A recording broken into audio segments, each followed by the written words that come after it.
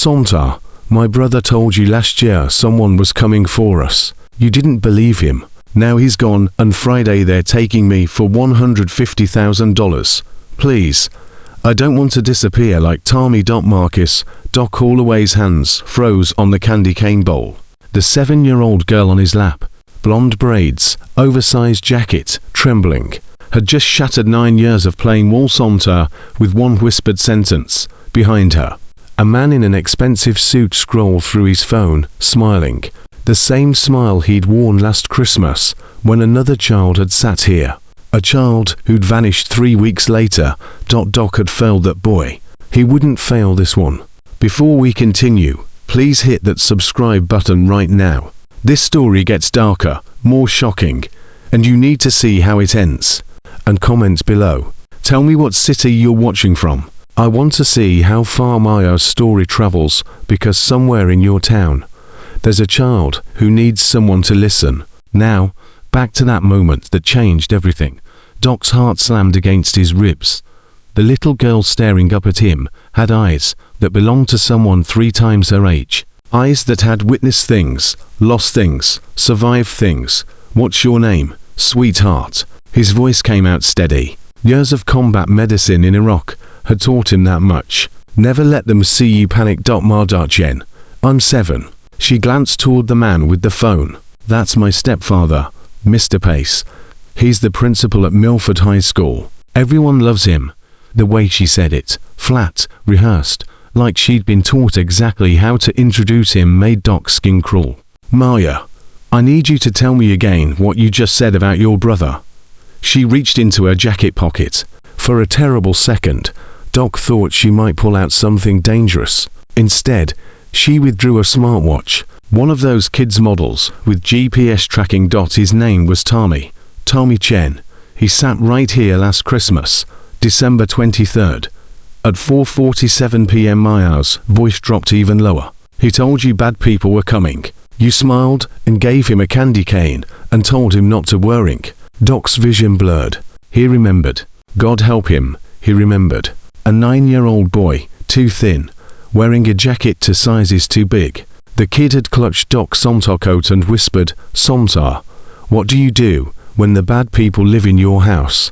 And Doc, still drowning in grief from losing his wife Sarah 6 months earlier, still going through the motions of this Sontar gig, because it was something Sarah had loved watching him do, had patted the boy's head and said, just talk to your parents, buddy. They'll keep you safe. 3 weeks later, the boy was gone.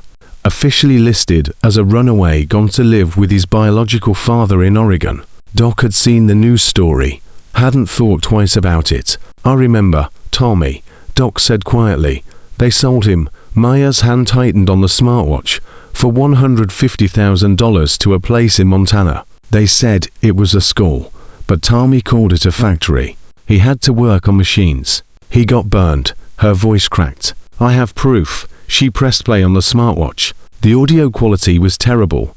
Recorded through fabric. Muffled, distant. But the voice that came through made every nerve in Doc's body light up. The girl is ready. 7 years old. Healthy. Compliant. Same arrangement as the boy. Doc recognized that voice. The man standing 8 feet away. Scrolling through what looked like a sports betting app. Principal Gerald Pace. The recording continued.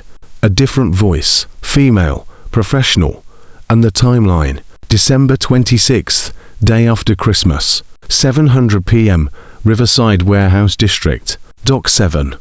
I'll bring her for last-minute shopping. You handled the transfer from there. Payment terms, same as before. $150,000 cash, half now, half on delivery. And the younger one, the infant, Lily, goes in January, 18 months old. Your contact said younger placements are worth more. $200,000 for her. Doc's hand moved. Pure instinct, pure training, and made a signal. 3 fingers, point, hold. Across the fake snow wonderland of Sontar's village, a man dressed in an elf costume straightened. Vincent Snake Rodriguez, 62 years old, Vietnam veteran, 6 feet 1 inch of wire, lean muscle under those ridiculous green tights. He clocked the signal, locked onto the man with the phone. Doc leaned closer to Maya. Who else knows about this recording? My sister Jade. She's 13. She helped me hide the watch. Maya's fingers clutched the device like a lifeline. She told me to find you. She said last year, when Tommy disappeared, you were a Somtar. She said maybe you'd listen this time. The accusation in those words hit harder than any IED blast Doc had survived. I'm listening now. Maya, I swear to God. I'm listening. Friday, December 26th. That's when he's selling me. Her voice stayed eerily calm. To people named the Coulters. They live in Connecticut. They already gave him half the money. $75,000. Jade found the bank deposit on his computer. And your mother. Where is she? Maya's face went blank. Mommy died 8 months ago. Mr. Pace said it was an accident, pills. But Jade heard him talking to a lady doctor about how they handled the Lynn problem. That was Mommy's name, Lynn Chen. Doc's blood went cold. Behind Maya, Gerald Pace looked up from his phone, started walking toward them. Maya, sweetheart, I need you to do something very brave for me right now. Doc kept his voice gentle, kept the Somtar smile in place. When your stepfather gets here, I need you to act normal. Can you do that? She nodded. Good girl. Now, do you have anyone safe? Anyone who could take you and your sisters if something happened to Mr. Pace? Grandma Way, Mommy's mom. But Mr. Pace won't let her visit. He says she's too old, too confused. Maya glanced back. He's coming. Doc did something then that he hadn't done in 9 years of playing Somtar. He took off his Somtar hat and placed it on Maya's head. The gesture looked playful, grandfatherly, but underneath he pressed something into her hand. A business card from his pocket. That's my real number, not Somtar's, mine. If anything changes before Friday, you call that number day or night. Understand? Having fun up there, pumpkin? Gerald Pack's voice was warm. Honey. Pure practiced charm. Maya transformed. Her shoulders hunched. Her voice went small and sweet. Yes, Daddy, Somtar's really nice. That's my good girl. Pace ruffled her hair. The gesture looked affectionate. But Doc saw how Maya flinched. Saw how Pace's fingers tightened just slightly on her shoulder. Control disguised as love. Doc stood towering over Pace. Even at 58. Even playing Somtar. Doc was 6'4" in and carried himself like the Marine medic he'd been for 22 years. Beautiful daughter you have there. Mr. Pace. Thank you. She's my world. Pacey's smile never wavered. All 3 of my girls are. I'm sure they are. Doc handed Maya down, watching the micro expressions, the way she kept her eyes down, the way she held herself rigid when Pace touched her. You take good care of them now, always. Pace was already turning away, shepherding Maya toward the mall exit. Come on, sweetheart. Ice cream time. Your favorite. Doc watched them disappear into the Christmas shopping crowds. Watched a respected high school principal, a pillar of the community, blend seamlessly with other holiday shoppers. Watched a 7-year-old girl who just begged Somtar for help walk away in shoes that were too small. Hand-me-downs from a brother who'd been sold like livestock the second they were out of sight. Snake was there. Talk to me. Doc. Child trafficking. 5 days until the sale. Doc's voice came out flat, cold. The voice he'd used in combat when the wounded were too far gone. And all you could do was make them comfortable. I need every brother within 50 miles at the shop now. Snake didn't ask questions, just pulled out his phone. Doc moved fast, ripped off the Somtar coat, revealing the faded Marine's insignia on his shirt underneath. Signaled to the other elves, from more veterans who work security at the mall. All of them brothers from his motorcycle repair shop. Gerald Preacher Williams, 55, former JAG lawyer turned legal aid advocate. He approached first. How bad? Murder, trafficking, systematic sale of children. Doc's hands were shaking now that the adrenaline was hitting. The 9-year-old who went missing last Christmas, Tommy Chen. He's alive, being held in a labor facility in Montana. And his 7-year-old sister is scheduled for sale in 5 days. Preacher's face went grey. Jesus Christ. Not Jesus, us. We're what she's got. Doc grabbed his leather jacket from the back room. I need you to start pulling records. Every case you can find on Gerald Pace. Every child who's gone missing from his school district in the last 5 years. Every his phone buzzed. Unknown number. Doc answered. Mr. Holloway. A young voice, shaking but determined. This is Jade Chen, Maya's sister. I'm the one who recorded our stepfather. I'm the one who told her to find you. Jade, are you safe right now? I'm at the library. Gerald thinks I'm studying. A pause. I have more evidence. Bank statements, emails, text messages between Gerald and someone called Broker K, and I found something else. Something about our mom. Tell me. The night she died. The official report said accidental overdose. But I found her medical file on Gerald's computer. The doctor who signed her death certificate. Dr. Raymond Vance. He works at the county coroner's office. Jade's voice hardened. His wife is Dr. Patricia Vance. She's the school psychologist who evaluated Tommy before he disappeared. She's the one who recommended his alternative placement. Doc's mind raced. A network. Not just one predator, but a network. Jade, I need you to send me everything you have. Every file, every recording, every piece of evidence. Can you do that? Already done. I uploaded everything to a secure cloud folder the day I recorded Gerald. I'll text you the link. She hesitated. Mr. Holloway, are you really going to help us? Because the police didn't listen. CPS didn't listen. My teacher didn't listen. Everyone believes Gerald because he's a principal. Because he's respected. Doc thought of Sarah, his wife, who died running into a burning school bus because 3 kids were still trapped inside. Who'd made him promise, in those final moments in the hospital, that he'd never stop fighting for people who couldn't fight for themselves. He'd broken that promise last Christmas when Tommy Chen sat on his lap and whispered for help. He wouldn't break it again. I'm going to help you, Jade, but I need you to do something for me. I need you to keep Maya and baby Lily safe until Friday. Can you do that? I've been doing it for 8 months since Mommy died. Her voice cracked. I'll keep doing it. Good girl. Stay smart, stay safe, and if anything changes, if Gerald moves early, if you feel threatened, you call me immediately. The line went dead. Doc turned to find 8 men standing in the mall's back corridor. Veterans, all of them. Brothers from his shop. Men who'd served in Iraq, Afghanistan, Vietnam. Men who'd seen the worst humanity had to offer, and come home determined to be better. Snake spoke first. How many kids? At least 3 from this family. Unknown how many total. Dot pulled up the cloud link Jade had just sent. Started scrolling through files.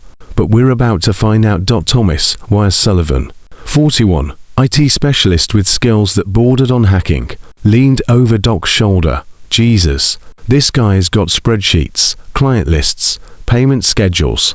Wire's face went white. Doc. There are names here. Dozens of names. Children, buyers, facilitators. How long until you can trace all of this? Give me 3 hours. You have 2. Doc looked around at his brothers. Gerald Pace thinks he's untouchable. Principal, community leader, respected professional. He thinks his credentials make him invisible. He's wrong. Raymond Hammer Mitchell, 44, former combat medic, stepped forward. What's the play? We have 5 days until Maya's scheduled sale. In that time, we need to do 4 things. Doc counted on his fingers. 1. Protect Maya, Jade, and baby Lily. 2. Locate Tommy in Montana and verify he's alive. 3. Identify every person in this trafficking network. 4. Build a case so airtight that when we hand it to the FBI, Gerald Pace and everyone who helped him will see daylight again. And if the FBI won't move fast enough, Snake's voice was hard. Doc met his eyes. Then we make sure that on December 26th, when Gerald Pace shows up at Riverside Warehouse with Maya, he's walking into a trap with 47 Marines, Army Rangers, and Vietnam vets waiting for him. 47. Preacher raised an eyebrow. I'm calling in every chapter within 200 miles. Doc's voice dropped. Because last Christmas, a 9-year-old boy sat on my lap and asked for help, and I failed him. I failed him because I was too broken over losing Sarah to pay attention, too buried in my own grief to hear a child screaming for help. He looked at each man in turn. Tommy Chen is alive. Maya Chen is not getting sold. Baby Lily is not getting trafficked. And every single child in Gerald Pack's network is coming home. That's not a goal. That's a blood oath. Snake nodded slowly. What do you need first? Get me eyes on Gerald Pace's house. I want to know every time he breathes wrong. Wire. You start tracing that network. Find out who broker K's, where Tom is being held, who the buyers are. Preacher, you start building the legal framework. I want charges ready the second we have proof. And you? Hammer asked. Doc looked at his phone. The photo Jade had just texted. Maya, Tommy, and baby Lily together, 6 months before their mother died. 3 kids who should have been safe, should have been protected. I'm calling FBI Special Agent Lisa Marino. She's Preacher's former colleague, specialized in trafficking cases. If anyone will move fast on this, it's her. He paused. And then I'm going to visit someone. Hu Shui Chen, Maya's grandmother. The one Gerald Pace has been keeping away from those kids for 8 months. Doc's jaw tightened, because I'm willing to bet she knows something. And I'm willing to bet she's been trying to tell someone, but nobody's listening. The men dispersed. Within 15 minutes, the Mall Santos station was shut down. The back room transformed into a command center. Laptops appeared, secure phones, maps of Milford Township, Montana, Connecticut. Doc sat in the corner staring at the recording device Maya had left behind, tucked into his Somtaco pocket. When Gerald wasn't looking, he pressed play one more time. Same arrangement as the boy. $150,000. Clean transfer. No complications. And you're certain about the mother. No interference. Lynn's handled. Accidental overdose. Case closed. No one questions a grieving widower. Excellent. The Coulters are very pleased with the previous acquisition. They're quite looking forward to Doc stop the recording. His hands were shaking with rage, so pure it felt like drowning. Sarah's voice echoed in his memory. The last thing she'd said before the morphine took her. Promise me you'll never stop being the good guy, Marcus. Even when it's hard, even when it hurts. Especially then. He'd nodded, promised, and then spent a year drowning in grief instead of living up to that promise. But Maya Chen had given him a second chance. Tommy Chen had given him redemption. His phone buzzed. Why? Doc. You need to see this. I traced broker K's communications. Her real name is Catherine Brennan, former CPS director fired 5 years ago for corruption. Wire's voice was tight. She's been running this network across 7 states. 34 documented children sold in 4 years. And Doc, one of them was my niece 3 years ago. We never found her. The room went silent. We're going to find her now. Doc said quietly, we're going to find all of them. He stood, grabbed his leather jacket, headed for the door. Snake called after him. Where are you going? To visit a grandmother who's been silenced for 8 months, to tell her that her granddaughter asked Somtar for help. Doc turned back and to promise her that this time Somtar's actually going to deliver. The door slammed behind him. On the laptop screen, Wire's fingers flew across the keyboard, tracing digital breadcrumbs across state lines. Preacher was already on the phone with FBI agent Marino, laying out the case in crisp legal terms. Hammer coordinated with the Montana chapter, preparing for a potential rescue operation. And in a library 6 blocks away, 13-year-old Jade Chen sat at a computer terminal uploading the final piece of evidence she'd been too scared to share until now. A video recorded through a floor vent the night her mother died, showing Dr. Raymond Vance injecting something into Lynch Chen's arm, while Gerald Pace held her down, showing Lynn's eyes going wide with terror and understanding in those final seconds, showing Gerald checking her pulse, nodding to Vance and saying, "Make it look like an overdose. I need that insurance money by next week." Jade's hands shook as she attached the file to the cloud folder. Then she texted, "Doc, I have proof they murdered my mother. I've had it for 8 months. I was too scared to show anyone. I'm not scared anymore." At a traffic light 3 miles away, Doc read the message, pulled over, watched the video, and made a decision that would change everything. He dialed a number he hadn't called in 3 years. The phone rang 4 times. "This is Agent Marino. Lisa. It's Marcus Holloway, preacher's friend." Doc's voice was steady now, cold, certain. "I need to report a homicide, a trafficking network, and a scheduled child sale in 5 days. And I need you to trust me when I say that if you don't move on this immediately, a 7-year-old girl named Maya Chen is going to disappear on December 26th, and we'll never find her." "I'm listening." "Good, because we have 5 days to take down a principal, a psychologist, a coroner, a trafficking broker, and everyone who helped them. 5 days to save 3 kids and find 34 more. 5 days to make sure the monsters who hide behind credentials and community respect face justice." He pulled back onto the road, heading toward Wei Chen's address. "And Lisa, we're not waiting for warrants. We're not waiting for bureaucracy. We're building you an airtight case. And on December 26 at 7 p.m., you're going to have 47 veterans and every piece of evidence you need to put these people away forever. Marcus, 5 days. Lisa, a little girl asks Sontar for help. I failed her brother last year. I'm not failing her. He hung up. December 21st, 5 days until Maya's scheduled sale. And Doc had just declared war on every person who'd helped destroy the Chen family. Behind him, in the mall's back room, Wei discovered something that made his blood run cold. The Montana facility where Tommy was being held. It wasn't just a labor operation. It was a training facility training children to be compliant, obedient, prepared for placement with bias who wanted more than just workers. And Maya, with her quiet voice and her rehearsed responses and her 2 small shoes. She'd been in training for 8 months, ever since her mother died. Wei grabbed his phone, dialed Doc. "We need to move faster. Jarrell's not just selling Maya. He's been preparing her, breaking her, getting her ready for whatever the culters want." Doc's voice came back hard as iron. "Then we end this now. Tonight, we start hunting, and we don't stop until every child is home and every monster is in chains." The line went dead. In a house on Creekside Drive, Maya Chen sat at the dinner table eating spaghetti she couldn't taste, while Gerald Pace smiled and talked about Christmas plans.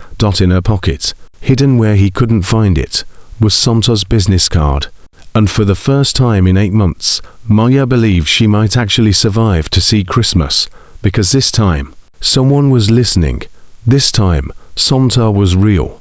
And Sontar was a Marine who didn't leave anyone behind. Wei Chen's apartment was in the old part of Milford, 3rd floor walk up. The kind of building where the stairs creaked and the hallway smelled like 20 different dinners cooking at once. Doc took the steps 2 at a time, his phone already buzzing with updates from Wire. He ignored them. This conversation needed to happen face to face. The woman who answered the door was 72, but looked older.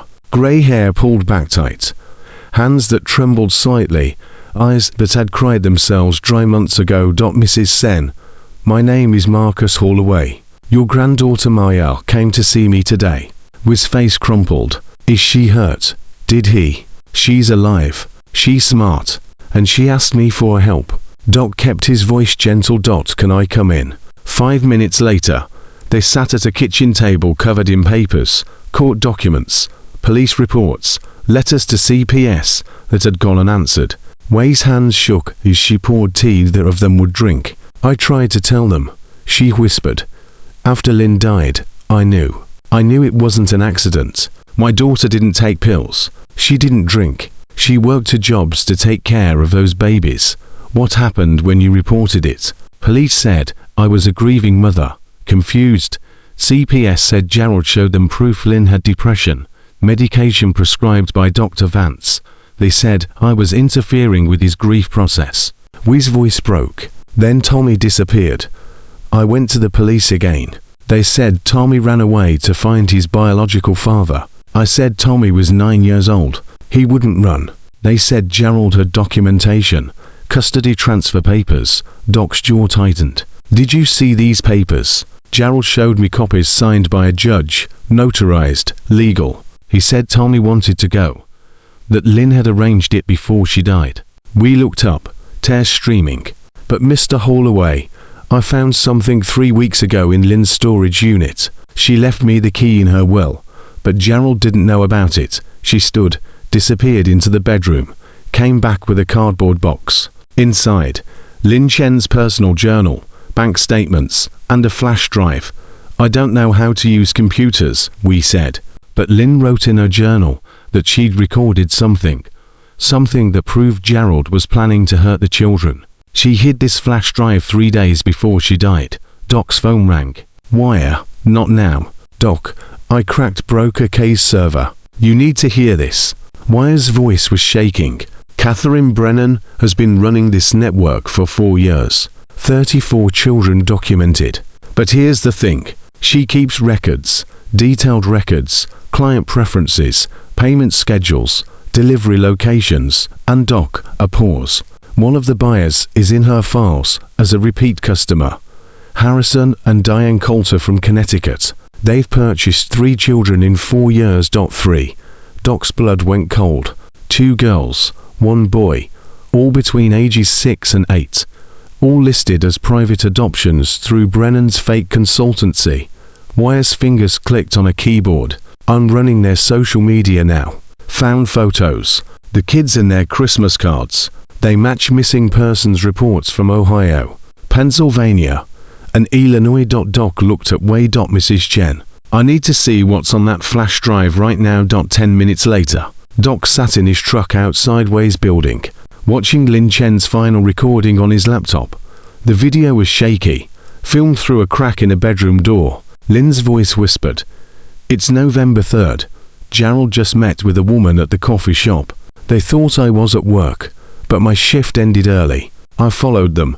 The camera focused onto people at a corner table, Gerald Pace and a woman in her 50s, professional clothes, expensive haircut. That's Dr. Patricia Vance." Lynn's voice continued. "She's the school psychologist who evaluated Tommy 2 months ago. Said he had behavioral problems. Recommended alternative placement. But I know my son. Tommy doesn't have problems. He's scared." On screen, Patricia slid a folder across the table. Gerald opened it, nodded. Lynn's whisper. "She just gave him paperwork. I saw the top page. It said Clearwater Academy Montana enrollment agreement. But when I asked Tommy's teacher about Montana schools, she said she'd never heard of any transfer." The video jumped. Different day, same location. Now Gerald met with a man in a coroner's jacket. "That's Dr. Raymond Vance," Lynn whispered. "Patricia's husband. He works at the county morgue. Why is Gerald meeting with him?" Doc watched Gerald hand Raymond an envelope. Cash clearly. Raymond counted it, smiled, slid back across the table. "I think those are pills." Lynn's voice shook. "I think Gerald is buying pills from a coroner. Why would he?" The video cut off. Doc's hands were white-knuckled on the steering wheel. He forwarded the file to Wire Preacher and FBI agent Marino with one word, evidence. His phone rang immediately. Marino. "Marcus, where did you get this?" The victim's mother, Lynn Chen, recorded it 3 days before she died. "You're looking at Gerald Pace meeting with Dr. Patricia Vance, school psychologist, and Dr. Raymond Vance, county coroner."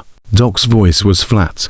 The same coroner who signed Lynn's death certificate, listing cause of death as accidental overdose. Jesus Christ. We need to move on this, Lisa, tonight. I need warrants, for I can't get warrants on a recording filmed through a door crack, not without corroborating evidence. Any lawyer worth their degree will get this excluded, as then we get corroborating evidence. Doc pulled up Wire's email. Catherine Brennan, former CPS director, currently running a trafficking network across 7 states.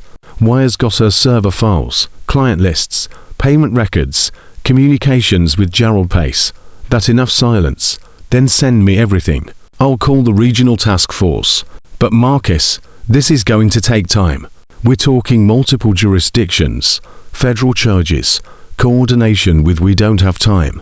Maya's sale is scheduled for December 26th, Friday, 5 days from now. I understand, but we have to do this right, or Doc's phone beeped. Incoming text from Wire. Gerald just moved the sale. Thursday, 1000 p.m. at a Friday, 7 p.m. Decepted encrypted message to broker. K, we lost 24 hours. Doc's vision went red. Lisa sale just moved to Thursday night. 4 days. Can you move or not? I'll have a team assembled by Wednesday. Best I can do. Not good enough. Marcus. Wednesday gives us 1 day of prep. 1 day to position, surveil, and coordinate. That's cutting it too close. Doc started the engine. Here's what's happening. Instead, my people are going active tonight. We're going to surveil Gerald Pace, track his communications, document every move. You're going to coordinate with us in real time. And Thursday night, when Gerald shows up at that warehouse with Maya, you're going to be there with federal warrants and enough agents to lock down every exit. That's not protocol. Protocol failed 3 kids already. Protocol let a 9-year-old get sold into labor trafficking. Protocol let a mother get murdered and her death called an accident. Doc's voice dropped. I've got 47 veterans ready to roll. We can do this with you or without you. Your choice. Long pause. With Marino said quietly, but Marcus, if this goes wrong. It won't. He hung up, pulled back onto the road. His phone exploded with messages. Snake, surveillance team in position outside Pace house. To men rotating shifts. Preacher, legal brief started. Compiling charges. Trafficking, conspiracy, murder, fraud, child endangerment. Hammer, Montana, team ready. 12 men. Can execute rescue op within 18 hours. Wire. Found Tommy Chen's location. Clearwater Academy is a textile factory. 23 children being held, ages 8 to 16. Armed guards lock dormitories. Doc pulled over. Cold wire. 23 kids confirmed cross-referenced facility photos with missing persons database. I've got positive IDs on 17 so far. The others are still running. Wire's voice cracked. Doc, one of them is my niece, Melissa Sullivan. Disappeared 3 years ago from Cleveland. She's 14 now. She's been in that facility for 3 years. The truck went silent. Wire. I'm going to Montana tonight. I'm getting her out. You're not going alone. Hammer's team leaves at midnight. You're with them. Doc's mind raced. But listen to me very carefully. We're going coordinated. FBI coordinates with Montana State Police. We do this legally by the book, so these kids can come home and stay home. Understood. Understood. Doc drove to his motorcycle shop. The back room had transformed in 3 hours. 5 laptops running facial recognition software. Wall maps marked with red pins. Pace's house. The warehouse. Vance's office. Brennan's last known location. Photographs of 34 missing children, arranged in rows. Preacher looked up from his laptop, found the documentation trail. Dr. Patricia Vance has recommended alternative placements for 6 children in 3 years, all from single-parent or blended families. All evaluations contain identical language. Copy-paste psychological assessments. She gets $20,000 per referral from Clearwater Academy. That's not a school. Doc stared at the photos. That's a recruitment fee. She identifies vulnerable kids. Gerald delivers them. Brennan facilitates the sale, and Raymond Vance covers up any inconvenient deaths. Snake added. He'd pulled Lin Chen's autopsy file. Look at this. Toxicology shows fentanyl overdose. But there's no evidence Lin ever had a prescription for opioids. No pharmacy records. No doctor visits. Nothing. Because she didn't overdose. Doc pulled up the video Lin had recorded. She was murdered. Raymond gave Gerald the drugs. Gerald forced them into her system. Raymond signed the death certificate. Clean, simple, impossible to prove without witnesses. We have a witness, Jade Chen said from the doorway. Every head turned. The 13-year-old stood there in a library hoodie, backpack over one shoulder, face pale but determined. Jade, what are you doing here? Doc stood. Does Gerald know you left? He thinks I'm sleeping over at a friend's house. I told him I needed space after thinking about Mom. She walked to the table, pulled out a tablet. But I didn't come here to hide. I came to give you this. She pressed play. The video was grainy, filmed through a floor vent, but the image was clear enough. Dr. Raymond Vance holding Lin Chen's arm. Gerald Pace standing behind her, hand over her mouth. A syringe, Lin's eyes, wide, terrified, understanding in those final seconds what was happening. Vance injecting something into her vein. Lin's body going slack. Gerald checking her pulse, nodding, saying, "Make it look like an overdose. I need that insurance money by next week. And make sure there's no investigation. Simple accident. Simple burial." The video ended. The room sat in absolute silence. Jade's voice shook. "I recorded this through the heat vent in my bedroom. November 3rd, the night Mom died. I was supposed to be asleep, but I heard voices downstairs. I heard her trying to scream. Tears streamed down her face. I watched them kill my mother, and I didn't do anything. I was too scared, too young, too." Doc crossed the room, knelt in front of her. "You were 13 years old, watching your mother being murdered. You did the only thing you could do. You survived. You protected your sisters. And you gathered evidence that's going to put both those men away for life. But I should have. You did everything right." Doc's voice was firm. "Everything. And now you're going to help us finish this." Jade wiped her eyes. "What do you need?" Wes spoke up. "Can you get back into Gerald's computer? We need his current communications with broker. He moved the sale to Thursday night. But we don't have the new location details already done." Jade pulled up a file on her tablet. "He changed the meeting place, too. Not Riverside Warehouse anymore. Now it's the old Morrison Textile Factory, or Route 9. Thursday, 10 p.m. Broker K will be there with the Coulters. Payment is now only $130,000, because Maya's been difficult lately." Doc's jaw clenched. "Difficult? How she won't stop asking about Tommy. Gerald's been punishing her. Locked her in her room for 2 days last week with no food. Said she needed to learn obedience before the transfer." Jade's hands shook. "I've been sneaking her food, but he knows. That's why he moved the sale up. He thinks Maya's going to run or tell someone." "She already told someone," Snake said quietly. "She told Sontar, and now Sontar's going to make good on his promise." Doc stood, looked at his assembled team. 47 brothers, 4 days, one objective. "We're going to protect these kids, expose this network, and make sure every monster involved faces justice." His phone buzzed. "Marino, I've got preliminary warrants approved for wiretaps on Gerald Pace, Patricia Vance, and Raymond Vance. Federal Trafficking Task Force is mobilizing. We'll have assets in position by Thursday afternoon." A pause. "And Marcus, I found something. Catherine Brennan's financial records show she's been operating this network since 2018. But she didn't start it. She took it over from someone else, who are still tracing. But whoever it was, they'd been running this operation for at least a decade before Brennan. We're not talking about 34 kids. We're talking about potentially hundreds." Doc closed his eyes. "Hundreds of children. Hundreds of families destroyed. Hundreds of Tommys and Mayas and Jades. Find them," he said. "Find all of them." He hung up, turned to Jade. "I need you to do something incredibly brave. Can you go back home tonight? Act normal. Keep Gerald thinking everything's fine until Thursday. What about Maya and Lily? Snake and Hammer are going to set up covert surveillance. If Gerald tries anything before Thursday, we'll know within 30 seconds. But we need him to think he's in control. We need him to show up at that factory Thursday night with Maya. So you can catch him in the act." "Exactly." Jade nodded slowly. "Okay, but I want something in return. Name it. When you arrest him, I want to be there. I want him to see my face. I want him to know that I'm the reason he got caught." Her voice hardened. "I want him to know that the daughter he thought was weak and stupid outsmarted him."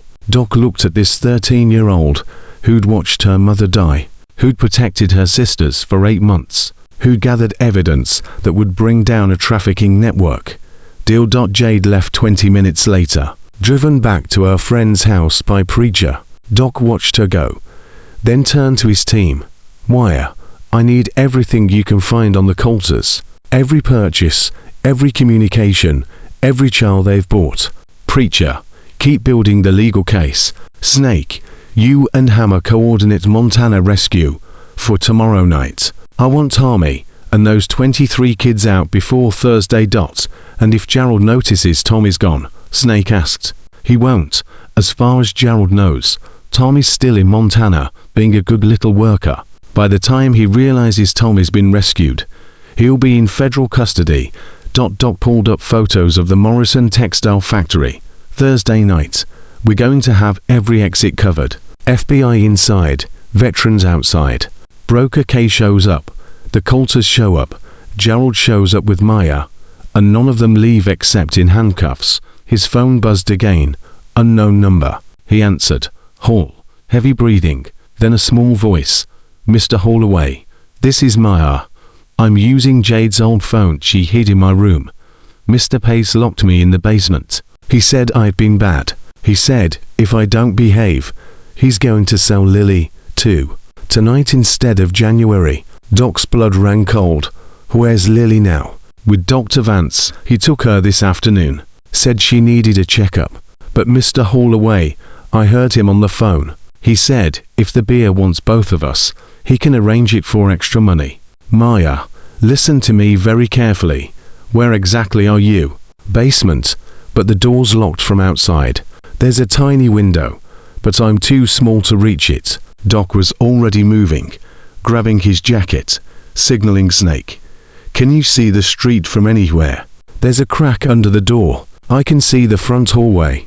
Good girl. I need you to watch that hallway. If Mr. Pace comes downstairs, you hide this phone immediately. Understand? Yes. We're coming to get you. But Maya, it has to be subtle. If we spook Gerald, he might run with Lily. So, I need you to be patient just a little longer. Can you do that? A long pause. Then will you really come? I promise. On my wife's memory. On everything I believe in. I promise. Okay. Her voice was so small. I'll wait. The line went dead. Doc turned to find every man in the room staring at him. Change of plans, he said. Gerald's accelerating. He's got Lily with the Vances right now. If he's planning to sell both girls tonight, we can't wait until Thursday. What's the play? Hammer asked. Doc's mind raced through scenarios. Too early meant losing the sting operation. Losing Broker K, losing the chance to catch everyone in the act. But too late meant Maya. And Lily disappeared tonight. His phone rang. Preacher. Doc. I just got a call from Officer Daniels, the cop who filed Tommy's runaway report. He wants to talk. Says his conscience is killing him. Says he took money from Gerald to close the case without investigation. How much money? $5,000. Doc's vision went red. Where is he? My office. 20 minutes. Tell him I'll be there in 10. And preacher, record everything. He hung up. Looked at Snake. You're with me. Wire. Keep monitoring Gerald's communications. The second he makes a move toward that basement, you call me. Hammer. Get your Montana team ready to roll. We're extracting Tommy tonight, whether FBI coordination is ready or not. Copy that. Doc and Snake were halfway to Preacher's office when Wire called. Doc, Gerald just texted Broker K quote. Both packages ready for delivery tonight. Beer interested in pair. Can discount to $220,000 for both. End quote. Did Broker K respond? Yeah, she said. Coulters prefer one at a time. Keep infant on ice until original schedule. Deliver 7-year-old tonight as planned. Location change. Dr. Vance's residence midnight. Doc checked his watch. Just over 2 hours. Get FBI on the line. Tell Marino we need tactical units at Vance's address by 11:30. This is happening tonight. On it. Doc pulled up to Preacher's office. Officer Dale Daniels sat in the waiting room, head in his hands, uniform wrinkled. He looked up when Doc entered. Mr. Holloway, you took $5,000 to close a missing child case. Doc's voice was ice. Talk fast and talk honest, or you're not walking out of here without handcuffs. Daniel's face crumpled. Gerald said Tommy ran away. Said the kid had been talking about finding his biological father in Oregon. Said he'd tried to stop him. But Tommy left in the night. He showed me text messages from Tommy's phone saying goodbye. Did you verify those messages? No, Gerald said Tommy had taken his phone, said he'd already filed a missing persons report, but wanted it changed to runaway status, so CPS wouldn't get involved. Daniels looked up. He said Lynn was unstable, that CPS would take the other kids if they investigated. He said he was trying to protect his family and the 5,000. He said it was for my time for handling the paperwork quickly, for keeping it quiet. He made it sound like a thank you, not a bribe. Daniel's voice shook, but I knew. Deep down, I knew it was wrong. I have medical bills. My daughter's in college. I needed the money. So, I told myself Gerald was probably right. That Tommy had run away. That it wasn't my problem. Doc leaned close.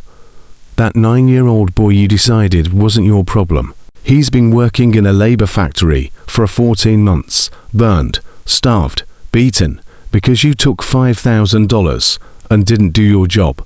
Daniels broke, full sobbing, shoulders shaking. I know, God, help me. I know, that's why I'm here. I'll testify. I'll give back the money. I'll resign. Whatever you need. Just please let me help fix this. Preacher spoke from the doorway. Your testimony puts Gerald at the scene of a cover-up.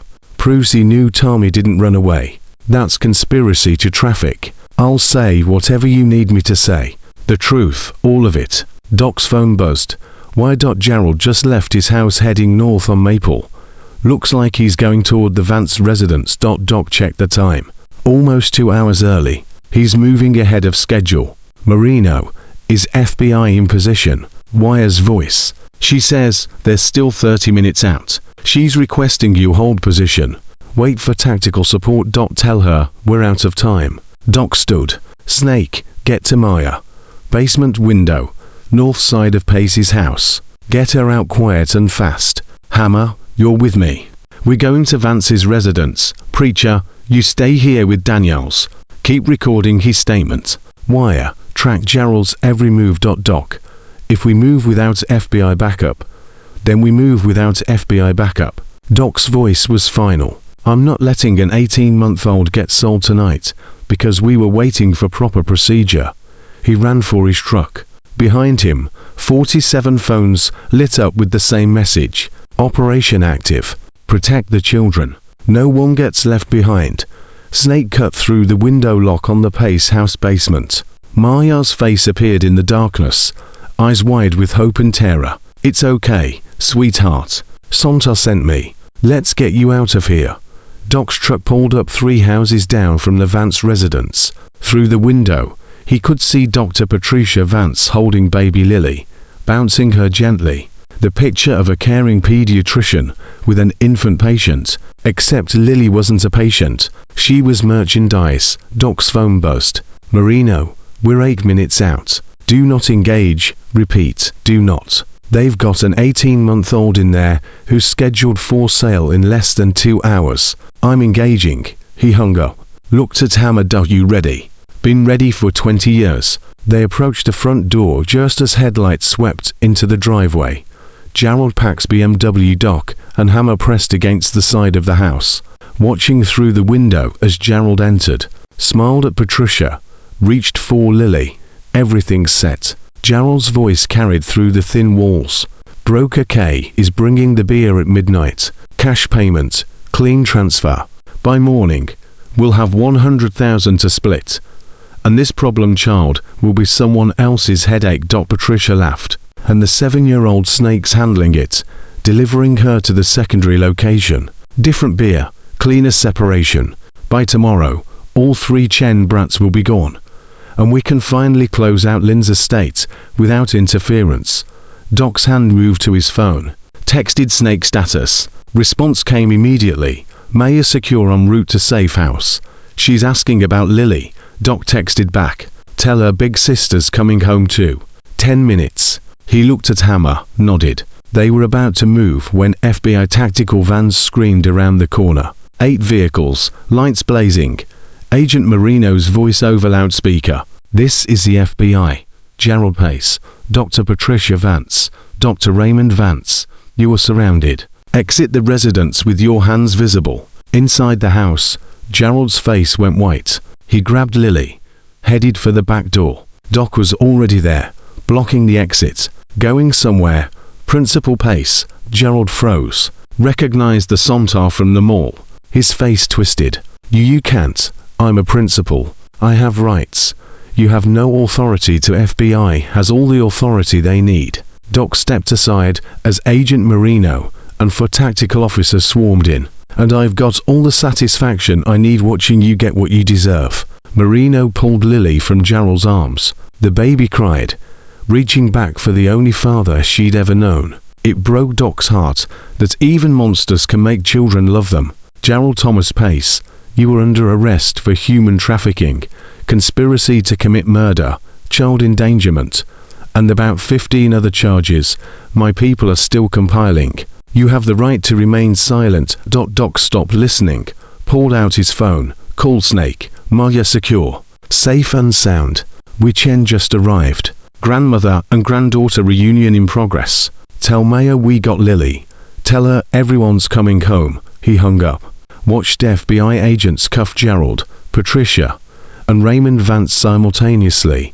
Watched them get loaded into separate vehicles. Watched their perfect masks finally crack into the ugly truth underneath. His phone buzzed. Wire. Doc. Montana team just breached Clearwater Academy. 23 children extracted. All alive. Tommy Chen identified and secured. He's asking for his sisters.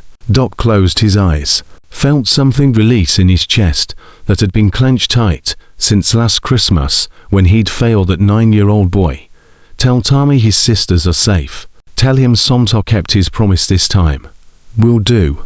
And Doc, my niece Melissa was in there. 3 years I've been looking for her. 3 years. She's coming home. The line went quiet except for the sound of Wire crying. Doc stood in the van's driveway, watching the FBI team's work, and thought about Sarah, about her last words, about promises kept and promises broken. He'd kept his promise tonight. But this wasn't over. Somewhere, Broker K was still out there. The Coulters were still out there. And according to Marino's research, potentially hundreds of other children were still out there. This was just the beginning. But Wire's celebration lasted exactly 47 seconds before his voice changed. Doc, we've got a problem. Broker K just pinged her phone. She knows. Gerald, Patricia, Raymond, all 3 arrests hit the police scanner simultaneously. She's running. Doc was already moving toward his truck. Where? Signal shows her heading east on I-7. She's got a 2-hour head start minimum. FBI is issuing alerts to state police. But Doc Wire's voice cracked. Her server just went dark. She's wiping evidence. If we lose her, we lose the entire client list. Every beer, every child, every transaction. Can you recover the data? I downloaded her financial records and communication logs before she wiped, but the client database was encrypted separately.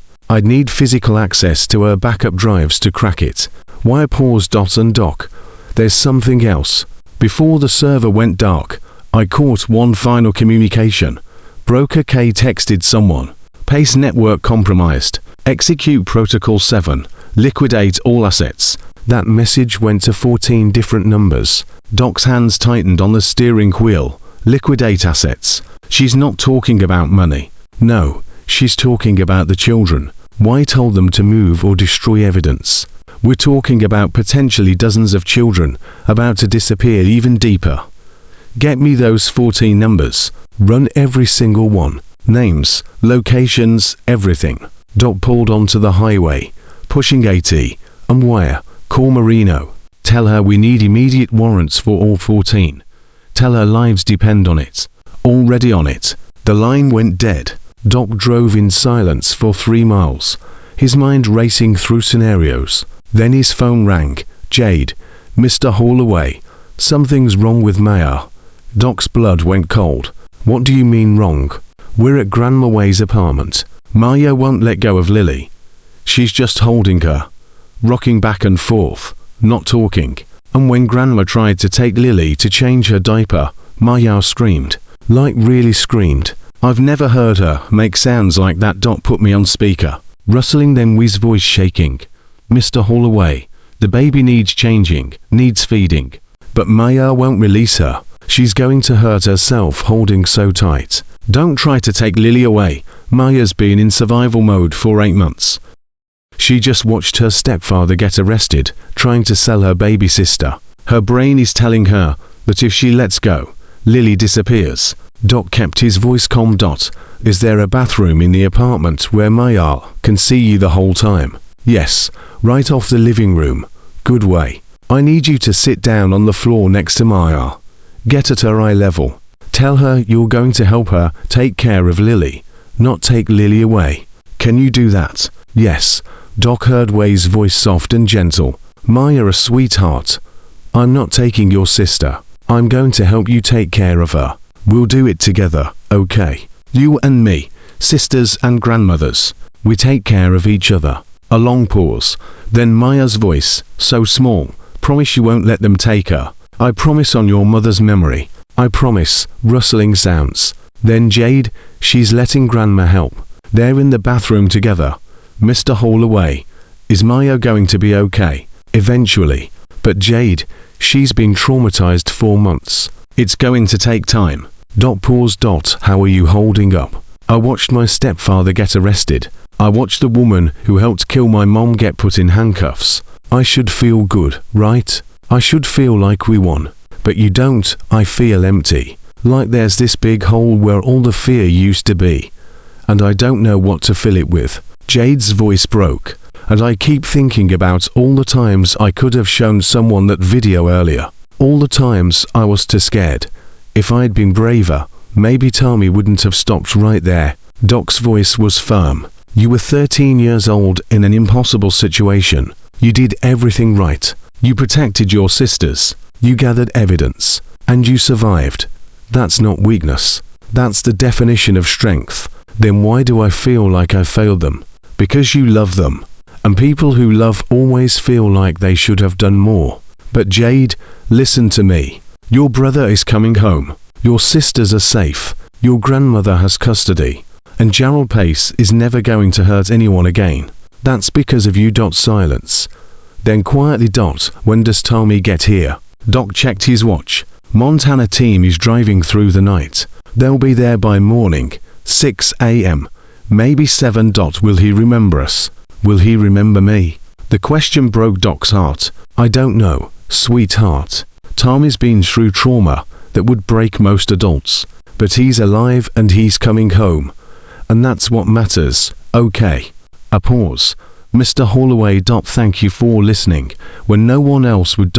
Thank you for being brave enough to speak up. He hung up. Wire called back. Got IDs on 12 of the 14 numbers. To a burner phone still tracing. But Doc, the 12 confirmed contacts. Wire's voice was tight. They're all over the country. California, Texas, Florida, Maine, Arizona. And every single one has a history of child welfare involvement. Families who've adopted through private agencies. Couples who filed for a custody of non-biological children. Group homes with sketchy licensing. Send the list to Marino.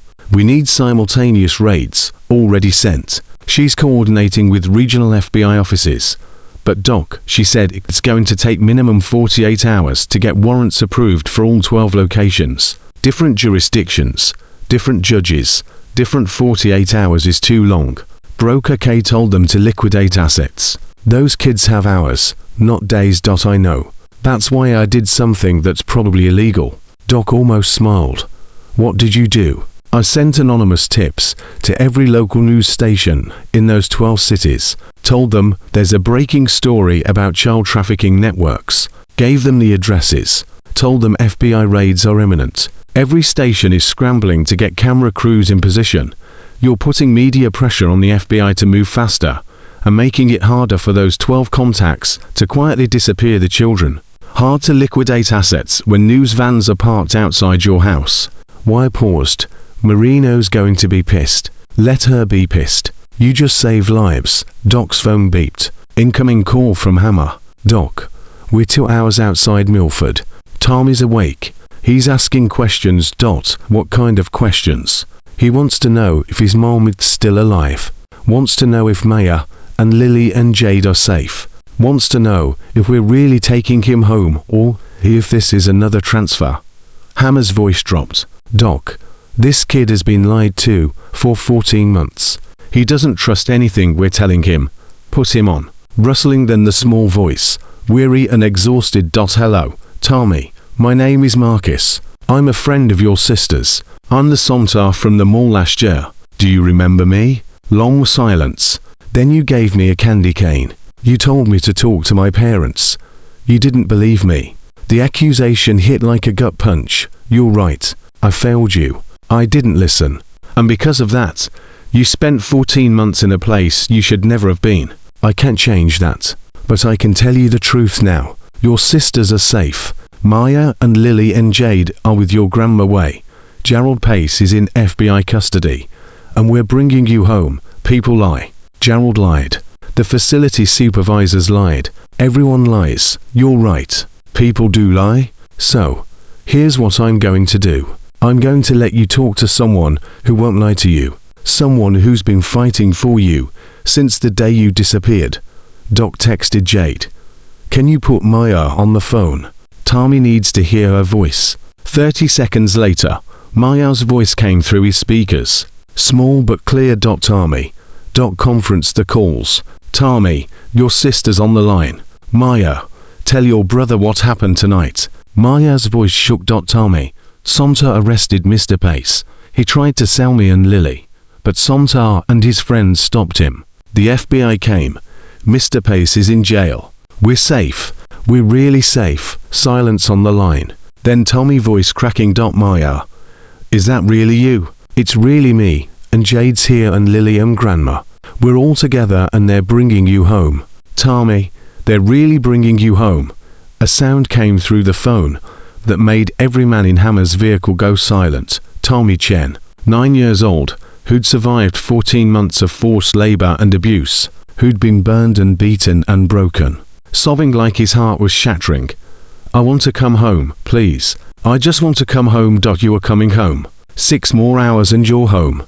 Doc listened to the two siblings cry together across phone lines, separated by hundreds of miles, but connected by something that trafficking networks could never destroy. Family, hope, survival. He ended the call when their voices settled. Let them have their moment. Checked his GPS. Still 90 minutes from Way's apartment. His phone rang again. Marino. And she was furious. Did you authorize Wire to leak addresses to media outlets? I didn't authorize anything, but I'm also not going to pretend I'm upset about it. Marcus, you just compromised 12 active investigations. You've created a media circus that could give defense attorneys grounds to claim. Those 12 investigations weren't active until 2 hours ago, when Broker K sent out her liquidate message. You were going to take 48 hours for warrants while children disappeared. Were bought us time by breaking federal law by saving lives. And if you want to arrest him for it, get in line. But right now, I need you to tell me what's happening with those 12 locations. Marino was silent for a long moment. Then grudgingly, local FBI offices are scrambling. The media attention means we can't wait for full warrants. We are executing emergency welfare checks at all 12 addresses within the next 4 hours. Good. Don't congratulate me. This is chaos. But Marcus, her voice softened, I found something. 3 of those addresses already yielded results. Florida office found 2 children locked in a basement, ages 6 and 8. Both match missing persons reports from 2 years ago. Arizona found a 10-year-old boy who'd been reported as runaway from Nevada. And Maine, she paused. Maine found 4 children, different ages, different backgrounds, all living with a couple who claimed they were foster parents, except they're not licensed for foster care. Never have been. Doc's chest tightened. So, that's 9 children recovered in 4 hours. 9 children who would have disappeared if Wire hadn't leaked those addresses. Marino sighed. I'm not saying I approve of his methods, but I can't argue with results. What about Broker K still in the wind? State police spotted her vehicle abandoned at a rest stop outside Columbus. She's either got another vehicle waiting or she's on foot. We've got highway cameras searching, but she's smart. former CPS director means she knows her procedures. Wire said she had backup drives, physical storage for the encrypted client database. If we can find those drives, we can crack the entire network. But Catherine Brennan is not going to lead us to them. She's going to run as far and fast as she can. Marino paused. Unless we give her a reason to come back. Doc's mind raced. What are you thinking? Brennan's operation is built on secrecy and trust. Her clients pay premium prices because she guarantees discretion.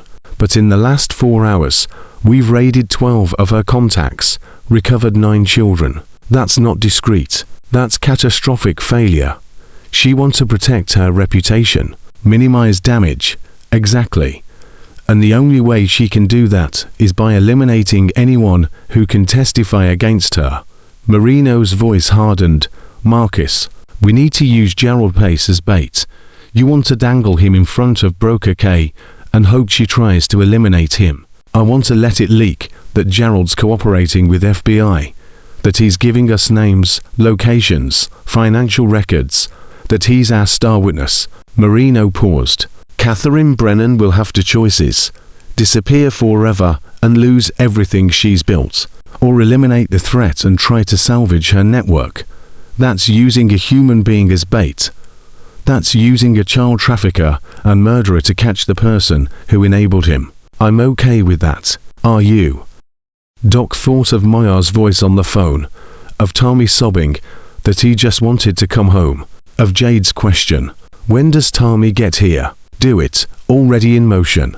We're transferring Gerald to county lockup tomorrow morning. High-profile transport, lots of media coverage, and we're going to make sure the right people know that he's talking. And if Broker K takes the bait, then we'll be ready. Marino's voice was still. But Marcus, I need something from you. I need your team to stand down. No more vigilante operations. No more media leaks. No more. Can't do that. Marcus, we've got 47 veterans who've invested everything into protecting these kids. You're asking them to sit on their hands while you run official channels. That's not happening. Doc's voice was firm. But here's what I can promise. We'll coordinate with you. We'll share intelligence. We won't compromise your investigations. But we're staying active until every child from this network is home. Silence then. Marino, quietly. You know you're impossible, right? So I've been told. Fine. Coordinate. Don't compromise. And Marcus, that Florida rescue. The 2 kids in the basement. One of them is Sarah Morrison. She was taken from Ohio 2 years ago. Age 6. Remember the Coulters? The couple who were supposed to buy Maya. Doc's blood ran cold. They already have her. Had her. She's in protective custody now. Asking for her real parents. We've contacted the Morrison family. They're driving to Florida tonight. Marino paused. That little girl spent 2 years believing her name was Charlotte Coulter, believing Harrison and Diane Coulter were her parents. She has no memory of her real family. It's going to take months, maybe years, for her to understand what happened. But she's alive. She's safe. Because of you. Because of Wire.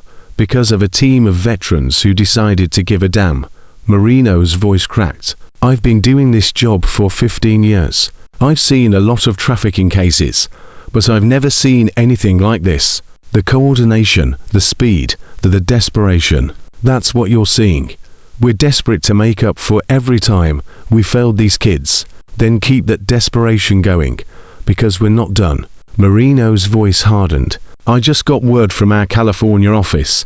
They raided the address Wire provided, found 3 children, ages 7, 9, and 12.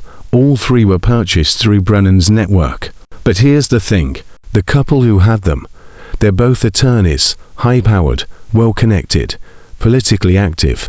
They're already lawyering up, claiming this is a case of mistaken identity, that they have legal adoption papers. Let me guess.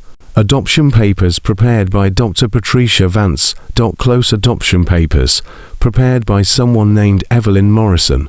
She's an attorney in Philadelphia, specializes in private adoptions, and according to Wire's data, she's processed documentation for 23 children over the past 6 years. Doc felt sick. 23. All with irregularities, missing signatures, backdated notarizations, questionable custody releases. We're bringing her in for questioning. But Marcus, this network is bigger than we thought. It's not just Brennan. It's lawyers, doctors, coroners, school administrators, police officers. It's an infrastructure. How many children total? We're still compiling numbers, but conservatively based on financial records wire recovered, we're looking at somewhere between 80 and 100 children trafficked through this network over the past 6 years. The number hit Doc like a physical blow. 80 to 100 children, 80 to 100 Tommies and Marjals, 80 to 100 families destroyed. We're going to find them, he said. Every single one. I know because you're impossible. Marino's voice softened. Get some rest, Marcus. Tomorrow's going to be brutal. She hung up. Doc drove in silence for 20 miles, processing everything. 80 to 100 children. A network spanning multiple states, multiple professions, multiple years. And at the center of it all, Catherine Brennan, former CPS director, the person who was supposed to protect children, instead selling them. His phone buzzed. Text from Way. Maya finally fell asleep, still holding Lily. Jade is sleeping in chair next to them. They look so small, Mr. Holloway. So breakable. Doc typed back. They're stronger than they look. They survived. That's what matters. We responded. When does my grandson arrive? 6 a.m. maybe earlier. Hammer's pushing hard. I don't have enough space. Small apartment. Not enough beds for 4 children. But I'll make it work. I have to make it work. You won't be alone. We've got resources. Money raised by the veteran community. We'll get you a bigger place, beds, whatever you need. Why are you doing this? You don't know us. These aren't your children. Doc stared at the question for a long moment, then typed, My wife died saving 3 kids from a burning bus. She died because she believed every child deserves someone willing to fight for them. I'm doing this because Sarah would have. Because Maya asked for help and I finally listened. Because Tommy sat on my lap last year and I failed him. Because every one of these kids deserves someone who gives a damn. His response was simple. Your wife would be proud. Doc's vision blurred. He pulled over, sat in his truck on the side of the highway, and let himself break for exactly 90 seconds. Let himself feel the weight of Sarah's loss, the guilt of failing Tommy, the overwhelming responsibility of trying to save 80 to 100 children. Then he pulled himself together, started the engine, got back on the road, because Maya and Jade and Tommy and Lily needed him focused, because 9 children had been recovered tonight, and dozens more were still out there, because Catherine Brennan was running and the Coulters were still free, and this war was far from over. His phone rang. Why? Doc, I found her. Broker K, I found Catherine Brennan. Where? That's the thing. She's not running. She's in Milford. She's been in Milford this whole time. Why's voice was shaking. Doc, she's parked outside Wichen's apartment building right now. I'm watching her on traffic cameras. She's been sitting there for 20 minutes. Doc's blood turned to ice. Get FBI there now. And wire already done. SWAT S for minutes out. But Doc, why would she come back? Why would she risk? Because Way's apartment is where the children are. Maya, Jade, Lily. If Brennan eliminates them, there are no witnesses, no testimonies, no case. Doc was already turning around, pushing 90. She's not running. She's cleaning up loose ends. What do? You call Snake. You call every brother within 10 miles. And you tell them to get to Way's address right now. Because if Broker K gets into that building before SWAT arrives, those kids are dead. Doc ended the call, pushed the accelerator harder, watched his speedometer climb past 100.4 minutes until SWAT arrived. 12 minutes until Doc could get there. And somewhere in that apartment building, 4 children slept, unaware that the woman who'd sold dozens of kids like them was sitting outside, deciding whether to eliminate the evidence or run. Doc's phone rang, and she was whispering, Mr. Holloway, someone's trying to open our door. I can hear them working on the lock. I called 911, but they said police are already coming. but I don't know if we listen to me very carefully. Take the children into the bathroom, lock the door, put something heavy against it, and do not open it for anyone except FBI with badges. Do you understand? The children are sleeping. I can't wake them up right now. Move fast. You have maybe 60 seconds. Oh God. Oh God. Okay. Doc could hear her moving. Hear her waking the girls. Heard Maya's confused voice. Grandma, what's happening?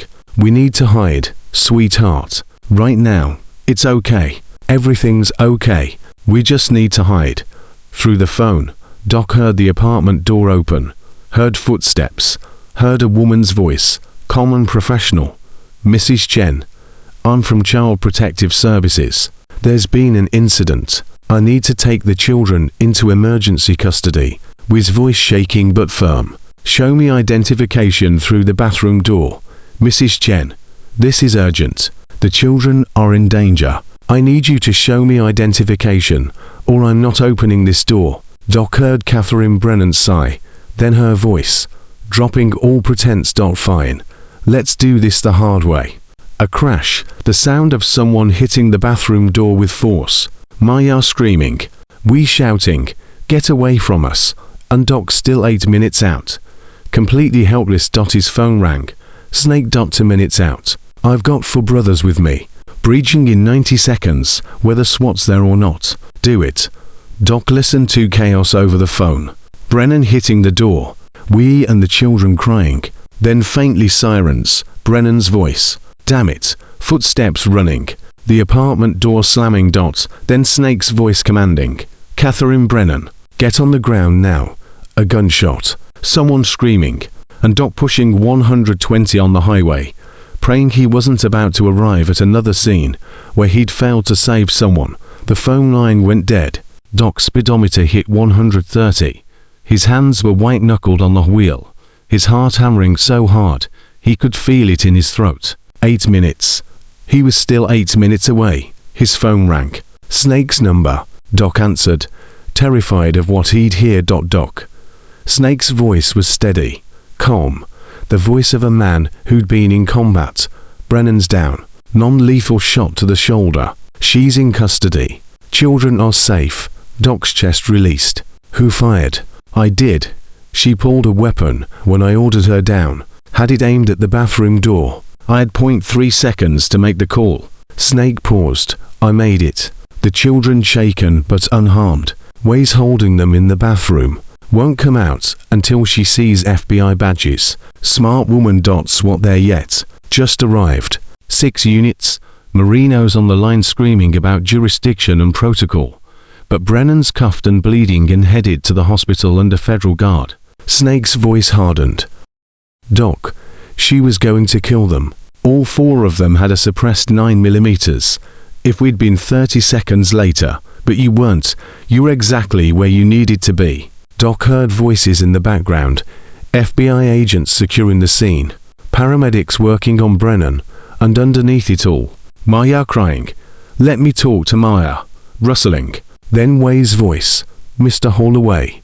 She won't stop shaking.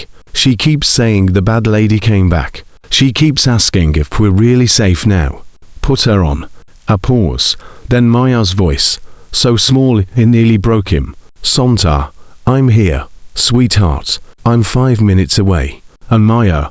Listen to me very carefully. The bad lady can't hurt you anymore. She's hurt. She's handcuffed. And she's going to jail for the rest of her life. Do you understand? But what if there are more bad people? What if they keep coming? Then we'll keep stopping them every single time, because you've got 47 protectors now. You've got the FBI. You've got your grandmother and your sisters. And you've got me. And Maha. I don't break my promises anymore. Silence. Then when is Tommy coming home? Doc checked his watch. 3 hours, maybe less. Hammer's team is making good time. Will you be there? When he comes, I'll be there. I promise. Okay. Her voice was steadier now. Mr. Holloway. Thank you for sending Snake. He saved us. You saved yourself, sweetheart. You're the one who woke your grandmother up. You're the one who got everyone into the bathroom. You're the bravest person I know. He hung up. pulled into Way's apartment complex 7 minutes later to find it looking like a war zone. 6 FBI vehicles, 3 SWAT trucks, 2 ambulances, news vans already setting up across the street. Snake met him at the entrance, a bandage on his left arm. "You're hit, Grace. Brendan got 1 shot off before I dropped her." Went wide. Snake's face was grim. Doc. She was here to eliminate witnesses, had a suppressed weapon, a knife, and enough fentanyl to kill 20 people. She was going to make it look like we had a psychotic break. Killed the kids, then herself. Clean, tragic, no loose ends. Doc felt his rage spike. Where is she now? Memorial Hospital. Surgery for the shoulder wound. FBI's got 6 agents on her door. Marino's there personally. Snake paused. But Doc, before the paramedics took her, Brennan said something. She looked right at me and said, "You think this ends with me? You think I'm the top of the chain? I'm middle management. The real power you haven't even touched yet." She's playing games, trying to make herself seem more important. Maybe. But why pulled her phone records before she wiped the server? In the last 6 months, she made 47 calls to the same Maryland number, always from burner phones, never more than 90 seconds. Wire's tracing it now. But Doc, what if she's telling the truth? What if there's someone above her? Doc's mind raced. Did she say anything else? Yeah, she said. Ask Gerald Pace about the foundation. Ask him who really funds Clearwater Academy. Ask him where the real money goes. Snake's jaw tightened. What foundation? I don't know, but we're about to find out. Doc pulled out his phone, called Marino. She answered on the first ring. "Marcus, before you ask, yes, I'm pissed that your team engaged Brennan before SWAT arrived. Yes. There will be an investigation. Yes. Snake will probably face questions about the shooting. But no, I'm not going to pretend I'm sorry those children are alive. Brennan mentioned a foundation, said Gerald knows about it, said it funds Clearwater Academy." Marino was quiet for a long moment. Hold on. Doc heard her talking to someone, typing on a keyboard. Then she came back, and her voice had changed, gone cold. "Marcus, I need you to sit down." "I'm standing. Talk." Gerald Pace has been in federal custody for 6 hours. In that time, he said exactly 3 words. "I want immunity. We've been negotiating terms. He's willing to give us names, locations, financial records, everything. But he wants full immunity from prosecution in exchange." Absolutely not. That man murdered his wife, sold his stepchildren, enabled. I know. Believe me, I know. But Marcus, if what he's offering is real, if there really is a larger network, we might need his cooperation. Marino paused. "I just authorized preliminary immunity negotiations. In exchange, Gerald provided one piece of information. The name of the foundation. What is it? Children's Future Alliance, registered as a 501c3 nonprofit board of directors, includes 3 state senators, 2 federal judges, a congressman, and the former director of Health and Human Services for Ohio." Marino's voice was shaking. "Marcus, this isn't just a trafficking network. It's institutionalized, government-sanctioned, protected at the highest levels." Doc felt the world tilt. "How long has it been operating?" "Incorporated in 2008, 18 years. Marino paused. "And Marcus, their stated mission is providing alternative educational and residential placements for at-risk youth. They run 12 facilities across 7 states. Clearwater Academy in Montana is just one of them. 12 facilities. How many children? We're still calculating. But if each facility holds 20 to 30 children, and they've been operating for 18 years, Marino stopped. "We could be looking at thousands." The number was so large Doc couldn't process it. Thousands of children, thousands of families, 18 years of systematic trafficking protected by senators and judges and congressmen who founded it. That's the thing. The paperwork lists the board of directors, but there's no single founder. It's structured like a corporation. Multiple stakeholders, distributed liability, very hard to trace back to one person. Marino paused. "But Gerald says he knows," says the real founder. The person who started this whole operation is someone we'd never suspect. Someone with impeccable credentials and national reach. And he'll give us the name in exchange for immunity. Yes. Tell him no. Marcus. Tell him no. We don't make deals with child murderers. I don't care who he can give us. I don't care if it's the president himself. Gerald Pace rots in prison for what he did. If we don't make this deal, we might never crack the full network. Thousands of children might stay lost. Doc was silent. The impossible choice. Justice for Lin Chen, Tommy, Maya, Jade, Lily, or information that could save thousands more. His phone beeped. Text from Hammer. 30 minutes out. Tommy's asking if his sisters will recognize him. He says he doesn't look the same anymore. Doc stared at that message. Thought about a 9-year-old boy who'd been beaten and burned and broken for 14 months. Who was terrified his own sisters wouldn't know him. Make the deal, Doc said quietly. But Marino, I want conditions. Gerald gives us everything. Names, locations, financial records, every single detail. He testifies against everyone. And he doesn't walk free. Immunity from death penalty. Fine. Reduced sentence maybe. But he serves time. Real time. Understood. I'll make it work. And one more thing. When this is over, when all these children are found and all these monsters are in prison, I want Gerald Pace to know something. I want him to know that his stepdaughter Maya, the 7-year-old he tried to sell for $130,000, is the reason his entire network collapsed. I want him to live with that knowledge every single day for the rest of his miserable life. Deal. Doc hung up, went upstairs to Wei's apartment, found the 4 Cheng children huddled together on the couch, wrapped in blankets, looking shell-shocked. Maya saw him first, jumped up, ran to him, wrapped her arms around his legs. You came. I promised I would. Doc knelt down eye level with her. Your brother's almost here. 25 minutes. Maya's face transformed. Really? Hammer just texted. They're coming up on Milford. Now. Jade stood up and Doc saw the 13-year-old trying desperately to hold it together, trying to be strong for her younger sisters. But our hands were shaking. What if he doesn't remember us? What if he's too different? What if then you remind him? You tell him stories about before. You show him photos. You love him exactly as he is right now. And you help him find his way back. Doc stood. Jade, you've been protecting your sisters for 8 months. You don't have to do it alone anymore. Let the adults handle things for a while. You're allowed to be 13. Her face crumpled. She didn't cry, not yet. But Doc saw the cracks forming the little girl underneath the protector. We approached holding baby Lily. Mister, haul away. What happens now to us? Do we stay here? Do the children go into foster care? Do I have legal custody or preachers already filed emergency custody papers? You're their legal guardian as of 3 hours ago. Judge signed it based on FBI recommendation and the evidence of Gerald's crimes. Doc pulled out his phone, showed her a document. You have full custody. They're yours. They're safe. And they're staying with you. Wei's eyes filled with tears. I don't have enough space. I don't have enough money. I don't. You have 47 veterans who've pooled resources. We've got a house lined up, 3 bedrooms, paid rent for 6 months, furniture being delivered tomorrow, therapy appointments scheduled, school enrollment ready. Doc smiled. You're not doing this alone. None of you are alone anymore. His phone rang.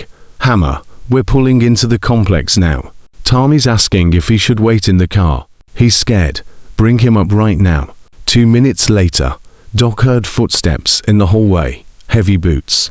Hammer's voice, quiet and reassuring. It's okay, buddy. Just through this door. Your family's right there. The door opened. Tan Chen stood in the doorway and Doc's heart broke. The boy was thin, too thin. Burns covered his hands and forearms. A scar ran across his left cheek. His hair had been shaved short, military style. He wore clothes 3 sizes too big, donated from the Montana team. But his eyes were the same, scared and hopeful and desperate. Maya saw him first, whispered his name like a prayer. Tommy. Tommy's gaze locked on his sister. Maya. Then they were moving, both of them running toward each other. Maya crashed into Tommy's arms, and he lifted her up, spinning her like he used to before everything went wrong. Both of them crying, holding each other like they'd never let go. Jade stood frozen for a moment. Then she walked forward slower, uncertain. Tommy, do you remember me? Tommy sat Maya down, looked at Jade. His voice cracked. You used to read me Harry Potter before bed. You do all the voices. You made me laugh when I was scared. Jade's face broke. She threw her arms around her brother, and all three of them stood there in Way's tiny living room, holding each other and sobbing. We approached with Lily. The baby didn't remember Tommy. She'd been too young when he left. But Tommy looked at his baby sister, tears streaming down his face. She's gotten so big. She's 18 months now. She's walking, talking a little. Way's voice shook. She's going to know you, Tommy. We're going to make sure she knows you. Doc stepped back, giving them space. Feldhammer moved beside him. 23 kids we pulled from that facility. Hammer said quietly. Every single one of them had that same look Tommy did. Broken, scared, waiting for the other shoe to drop. He paused. But Tommy was different. When we told him he was going home, he didn't believe us. Said people had promised that before. Said they always lied. It wasn't until he heard Maya's voice on the phone that he let himself hope. Doc watched the Chen children holding each other. Watched Wee crying, while she held Lily. Watched a family that had been systematically destroyed start to piece itself back together. His phone buzzed. Why? Doc. I traced that Maryland number Brennan kept calling. Took some work, but I cracked it. Waya's voice was shaking. It's registered to a property management company, which is owned by a consulting firm, which is owned by a holding company, which is owned by. He stopped. Doc, you need to hear this name. Tell me. Senator Elizabeth Hartwell, Ohio State Senate, 12 years. She's on the board of Children's Future Alliance. She's also the person who signed the original incorporation papers in 2008. She founded it. Doc, the entire network, 18 years, 12 facilities, thousands of children. It all traces back to her. Doc felt rage, so pure it was almost calming. Where is she now? Columbus State Capitol building. She's in session today on child welfare reform bills. Waya's voice dripped with disgust. She's literally voting on legislation to protect children while running a trafficking network. Does Marino know? I just sent her everything. She's mobilizing federal marshals now. They'll arrest Hartwell within the hour. Good. What about the other board members? The judges, the congressman, the former HHS director, working on warrants for all of them. But Doc, it's complicated. These are powerful people with powerful connections. Arresting them is going to create political chaos. I don't care about politics. I care about children. So does Marino. She's going scorched earth. Every board member, every facility administrator, every person who enabled this network. She's burning it all down. Doc looked at the Chen children. At Tommy, who'd survived 14 months of hell because adults in positions of power had decided children were commodities. At Maya, who'd been brave enough to whisper to a mall censor because every official channel had failed her. At Jade, who'd gathered evidence for 8 months because the people who were supposed to protect her had looked the other way. Wire. I need you to do something for me. Name it. I need you to find every child who went through Children's Future Alliance facilities. Every name, every face, every family. I need you to build a database. And when this goes to trial, when these senators and judges try to claim ignorance or plausible deniability, I want to bury them in evidence. I want them to see every child they destroyed already started. I've got facial recognition software running on the Montana facility photos, cross-referencing with missing persons databases across all 50 states. We're paused. Doc. We're up to 63 confirmed matches already. And that's just one facility. 63 children from one building. 12 buildings total. The math was staggering. Doc's phone rang again. Marino, we've got Senator Hardwell in custody.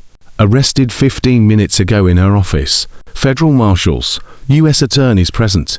She's lawyering up, claiming this is political persecution, threatening to call the governor.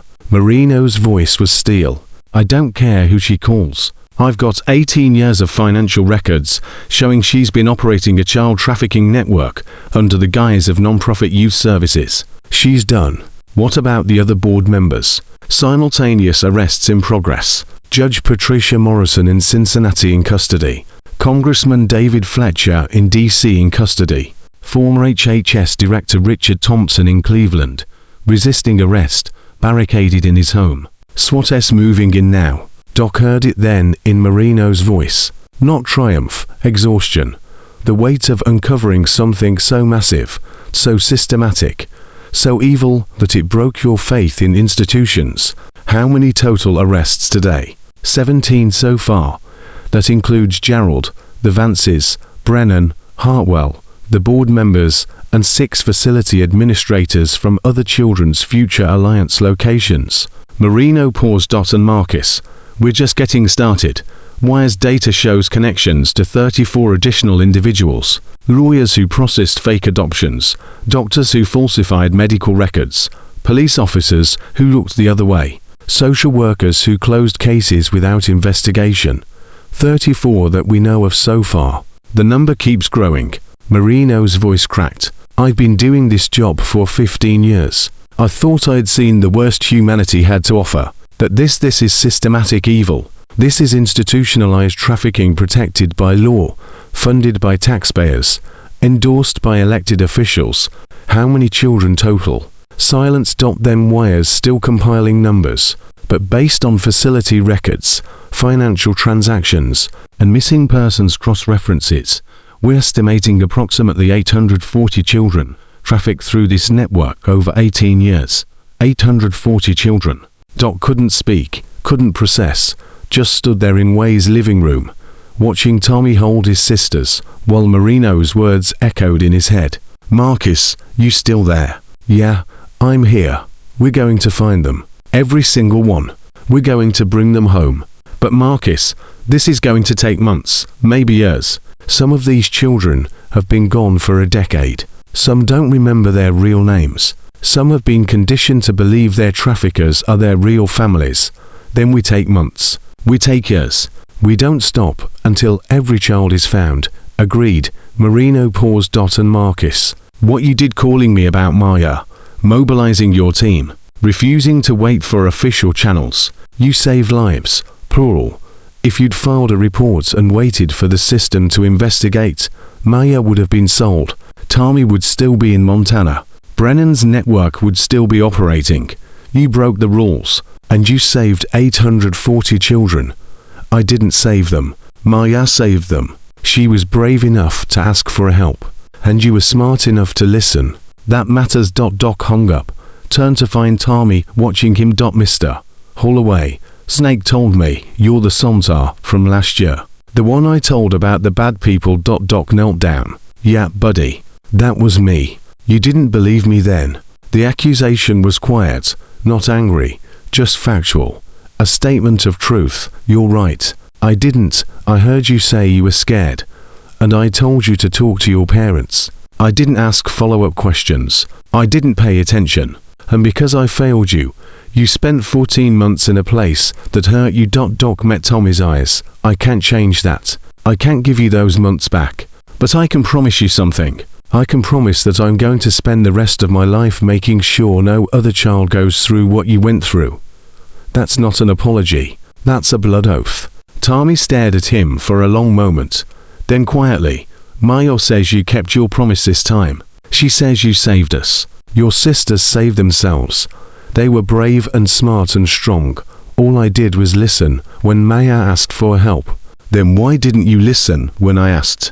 The question hung in the air. Maya and Jade stopped talking, listening. We held Lily tighter. Hammer shifted uncomfortably. Doc took a breath, because a year ago, my wife had just died. She was a firefighter, saved 3 kids from a burning bus and died doing it. And I was so buried in grief, so angry at the world, that I couldn't see past my own pain. So when you sat on my lap and told me you were scared, I heard the words, but I didn't really listen. I was too broken to pay attention. And now I understand something my wife tried to teach me. Pain doesn't excuse failure. Grief doesn't justify looking away. And my responsibility to protect children doesn't end just because I'm hurting. Doc paused. I failed you, Tommy. That's the truth. I own that. And I'm going to carry that failure for the rest of my life. But I'm also going to make sure it means something. I'm going to make sure every child who asks for help gets heard. Tommy was quiet for a long time. Then he did something that broke Doc completely. He stepped forward and hugged him. Thank you for saving my sisters, even if you couldn't save me then. Thank you for saving them now. Doc held this broken, brave 9-year-old and felt something inside himself crack open. All the guilt he'd been carrying, all the rage and grief and pain, it didn't disappear, would never disappear, but it transformed into something else. Purpose, determination, a reason to keep fighting. His phone buzzed. Wire. Doc, the Coulters just got arrested. Connecticut FBI raided their house 20 minutes ago. Found evidence of 3 purchased children over 4 years. But here's the thing. They're claiming they were victims. To Dot saying they were told these were legal private adoptions. Saying they had no idea it was trafficking. They paid $150,000 in cash through encrypted channels. They knew, I know, but their lawyers already building a defense, claiming they're just wealthy people who wanted children and got deceived by a sophisticated criminal network. Where pause. Doc, they might walk. Not if we have testimony from the children they bought. Not if we have financial records showing they knew it was illegal. Not if we have all that. But their lawyers claiming the children are unreliable witnesses because they've been traumatized, claiming the financial records could be explained as naive. It's garbage, but it might work. Doc looked at Tommy, at the scars on his hands, at the fear still visible in his eyes despite being home. Then we make sure it doesn't work. We find every piece of evidence, every communication, every transaction. We build a case so airtight that no lawyer in the world can get them off. On it, Doc hung up, turned to find Jade watching him. Mr. Holloway, when this goes to trial, can I testify against Gerald, against the Vances, against everyone? Jade, you're 13. Testifying means reliving everything, means facing these people in court, means having lawyers try to discredit you. And I know I want to do it anyway. Her voice was still. I want Gerald to see my face. I want him to know that the stupid kid he underestimated took him down. I want everyone who helped him to know that we won. Doc looked at this 13-year-old who'd been forced to grow up too fast, who'd lost her mother, lost her brother, nearly lost her sisters, who'd spent 8 months gathering evidence and protecting her family with nothing but her own courage and a hidden smartwatch. Okay, when the time comes, you testify. But Jade, you're not doing it alone. You'll have support, victim advocates, counselors, your family, and me every single step. Promise. Promise. His phone rang. Marino again. Marcus, we just got word from the Montana facility. The 23 children we rescued are being processed through family reunification protocols. But we've got a problem. 6 of them have been missing from more than 5 years. Their families have moved, changed names, given up hope, and 2 of them, Marino's voice broke, 2 of them don't have families to go back to. Parents died while they were in the facility, no relatives found. Then we find them homes, safe ones, real ones. I'm working on it. But Marcus, this is going to be complicated. Foster care, adoption processes, legal guardianship. These kids have been traumatized for years. They need specialized care. Whatever they need, we provide it. Money, resources, time. We don't stop fighting for them just because they're rescued. Agreed. A pause. And Marcus, thank you for not giving up. For being too stubborn to let the system fail these kids. Thank you for backing me up.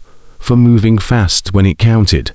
He hung up, looked around Way's apartment, at the Chan children finally together again, at the evidence of a family learning to heal. At the beginning of something that would take years to fully resolve, but they'd started. That's what mattered. They'd listened when a 7-year-old whispered for help. They'd moved when a 13-year-old provided evidence. They'd fought when every official channel had failed. and 840 children were coming home because of it. Doc's phone buzzed one final time. Text from Snake. News just broke. Senator Hardwell's arrest is leading every channel. The words child trafficking network are trending nationally. This is going to be the biggest scandal in decades. Doc looked at Maya, who'd fallen asleep on the couch, still holding Tommy's hand, looked at Jade, watching over her siblings with fierce protectiveness, looked at baby Lily, too young to understand, but safe nonetheless, looked at Tommy, home at last, surrounded by family. And Doc understood something fundamental. This wasn't about scandals or headlines or political chaos. This was about children who'd been treated as commodities finding their way back to being loved, about families that had been destroyed learning to rebuild, about a system that had failed learning to do better. The news could call it whatever they wanted, but to Doc, it was simple. A 7-year-old had asked Somtar for help. 6 months later, Maya Chen stood outside courtroom for B in the Federal District Court of Ohio, wearing a purple dress her grandmother had bought her for this exact moment. Her hands trembled, but she wasn't running. Not anymore. Doc knelt beside her. You don't have to do this, sweetheart. You've already given your deposition. The prosecutors have everything they need. But I want Gerald to see me. I want him to know, scared anymore. Maya looked up and Doc saw something in her eyes that hadn't been there 6 months ago. Strength. He told me I was weak, that nobody would believe me, because I was just a kid. I want him to be wrong. The courtroom doors opened. Jade emerged, face pale but composed. She just finished 2 hours of testimony against Gerald Pace, detailing 8 months of systematic abuse, and the night their mother died. Your turn, Jade said to Maya. He tried to stare me down the whole time. Don't let him. Maya squeezed her sister's hand. Did you cry? Yeah, but I didn't stop talking. That's what matters. Doc watched the two sisters. These impossibly brave children who'd survived what would break most adults, and felt that familiar ache in his chest, the one that showed up every time he remembered failing Tommy last Christmas. Maya Chen, the bailiff called. You're up. Maya walked into that courtroom with her head high. Doc followed, sitting in the gallery beside Tommy, and 47 veterans who'd taken the day off to support her, to show Gerald Pace that this child had an army behind her. Now, Gerald sat at the defense table in an orange jumpsuit, wrists shackled, looking 20 years older than he had 6 months ago. When Maya entered, his face twisted into something that might have been regret or might have been rage. With men like Gerald, it was hard to tell the difference. The prosecutor, a woman named Sarah Bennett, no relation to Doc's late wife, but the name still hit him every time, stood. Maya, can you tell the court who you are? My name is Maya Rose Chen. I'm 7 years old. I live with my grandmother, Wei Chen, and my brother and sisters. Her voice was clear, steady. And that man tried to sell me for $130,000. Gerald's lawyer shot to his feet. Objection, Your Honor. The witnesses overruled. Judge Patricia Hendress, 61 years on the bench, looked at Gerald with open disgust. The witness will continue. Maya told her story, every detail, the recordings she'd made, the fear she'd lived with. The night broker Kay had tried to kill them all, and through it all, Gerald stared at her with eyes that promised revenge. But Maya didn't flinch, not once. When she finished, the prosecutor asked one final question. Maya, why did you tell Somtar? Why not a teacher, or a police officer, or another adult? Maya's answer stopped the courtroom cold.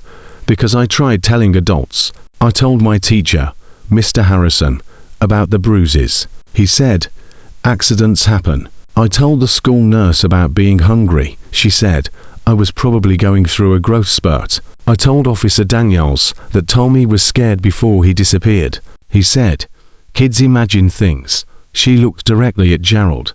But when I told Somtar, he listened. He believed me and he did something. The courtroom erupted. Reporters typing frantically.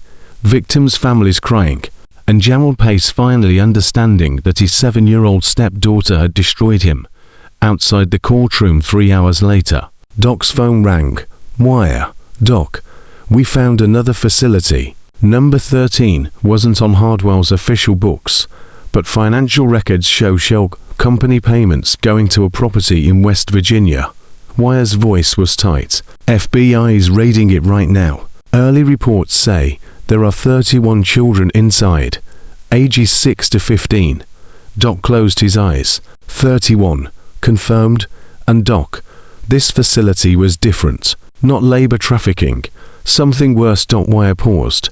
Adoption mill. They were conditioning children to forget their real families, then selling them to wealthy couples who wanted kids but didn't want to go through legal channels.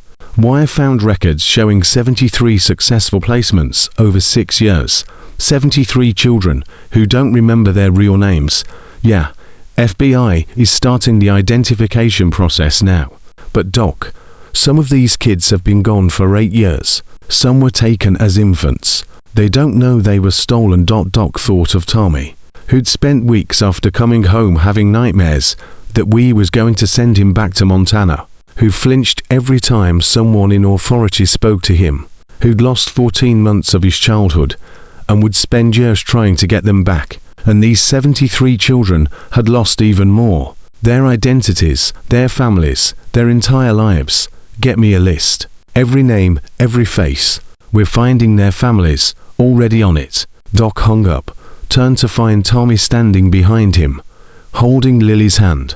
The 9-year-old had grown 3 inches in 6 months, gained 12 pounds, started smiling again.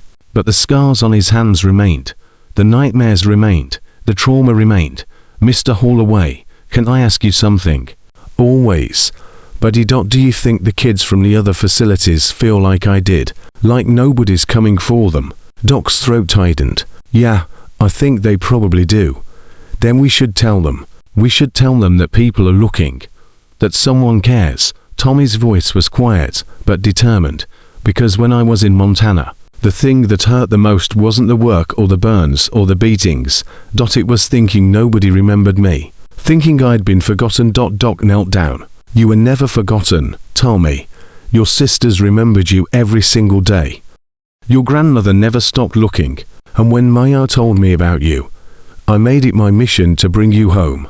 I know that now, but I didn't know it then. Tommy looked up. So, maybe we could make a video or something for the other kids still out there to tell them they're not forgotten. Doc pulled out his phone. Called Wire. How many of the 840 children have we found so far? As of this morning, 612 confirmed locations, 228 still missing. Wire. I need you to do something. Create a website. Put photos of all 228 missing children. Include their real names, their last known locations, their family's contact information. Make it searchable. Make it shareable. Make it impossible to ignore. What are you thinking? I'm thinking that somewhere there's a child who was taken years ago, who's been conditioned to forget their real family, who might see their own face on that website and remember. I'm thinking there are people out there who might recognize a missing child. I'm thinking we make it so loud, so public, so unavoidable that these children can't stay hidden. On it. I'll have it live within 24 hours. Doc hung up, looked at Tommy. You just gave 228 kids hope. That's pretty incredible for a 9-year-old. Tommy didn't smile, but something in his face softened. Maya says you tell her that she saved herself, that you just listened. Is that true? Completely true. Then I didn't give them hope. I'm just telling people to listen. The kids will save themselves. Doc felt his eyes burn. This kid, this impossibly wise, impossibly damaged, impossibly strong kid who understood something most adults never learned. His phone buzzed. Marino, Marcus, we have a problem. Jarrell's lawyer just filed a motion to suppress Maya and Jade's testimonies, claiming they're unreliable witnesses due to trauma, that we coach them, that their ages make them susceptible to suggestion. That's garbage, and you know it. I know it. But the judge has to consider the motion.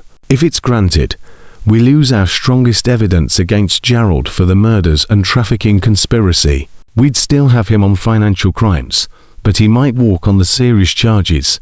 Doc's vision went red. When's the hearing? Tomorrow morning. 9 a.m. I'll be there. He hung up, turns to find Jade watching him, face carefully neutral. They're saying we lied, aren't they? Doc had learned in 6 months not to sugarcoat things with Jade. She was too smart, had survived too much. Lies, even kind ones, broke her trust. They're saying you might be unreliable because you've been traumatized, that we might have influenced your testimony. Jade's face went cold. I recorded my stepfather murdering my mother. I gathered evidence for 8 months. I protected my sisters when every adult around me failed. And now they're saying I'm unreliable. That's what defense lawyers do. They attack credibility because they can't attack facts. Then we give them more facts. Jade pulled out her phone. I've been keeping a journal every night since Mom died. Everything Gerald did, everything I saw, everything I felt. Dates, times, witnesses. 8 months of documentation. Jade. That's incredible. But hearsay rules might prevent. It's not hearsay. If it's my personal record, it's evidence of consistent reporting. It shows I didn't make this up or get coached. It shows I've been telling the same story since November 3rd of last year. Jade's voice was still. And if the judge won't admit it, I'll read it out loud in the courtroom. I'll make sure everyone hears what Gerald did. Doc looked at this 13-year-old who'd been forced to become an investigator, a protector, a warrior, who'd lost her childhood gathering evidence against a monster, who refused to let that evidence be dismissed. Okay, we submit the journal. But Jade, this means more testimony, more cross-examination, more lawyers trying to break you. Let them try. The hearing the next morning was brutal. Gerald's lawyer, a man named Marcus Rothstein, who charged $400 an hour to defend predators, went after Jade like she was the criminal. Miss Chen, isn't it true that you've been receiving therapy for trauma-related disorders? Yes.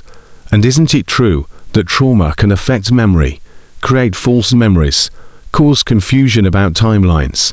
My therapist says trauma makes memories sharper, not foggier. I remember everything, but you were only 12 years old when these alleged events occurred. A child. How can we trust I was 12 when I watched my stepfather and Dr. Vance murder my mother through a floor vent? I was 12 when I started recording evidence.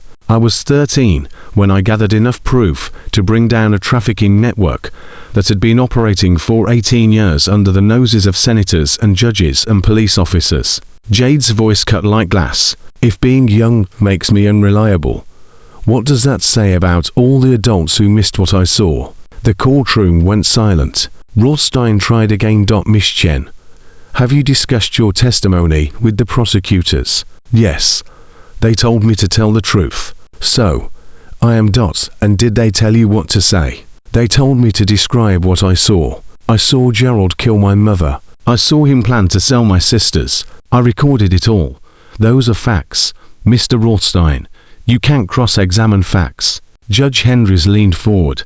Mr. Rothstein, do you have any questions that don't insult this witness's intelligence? Your Honor, I'm simply trying to discredit a child who showed more courage and competence than most adults ever will. Motion denied.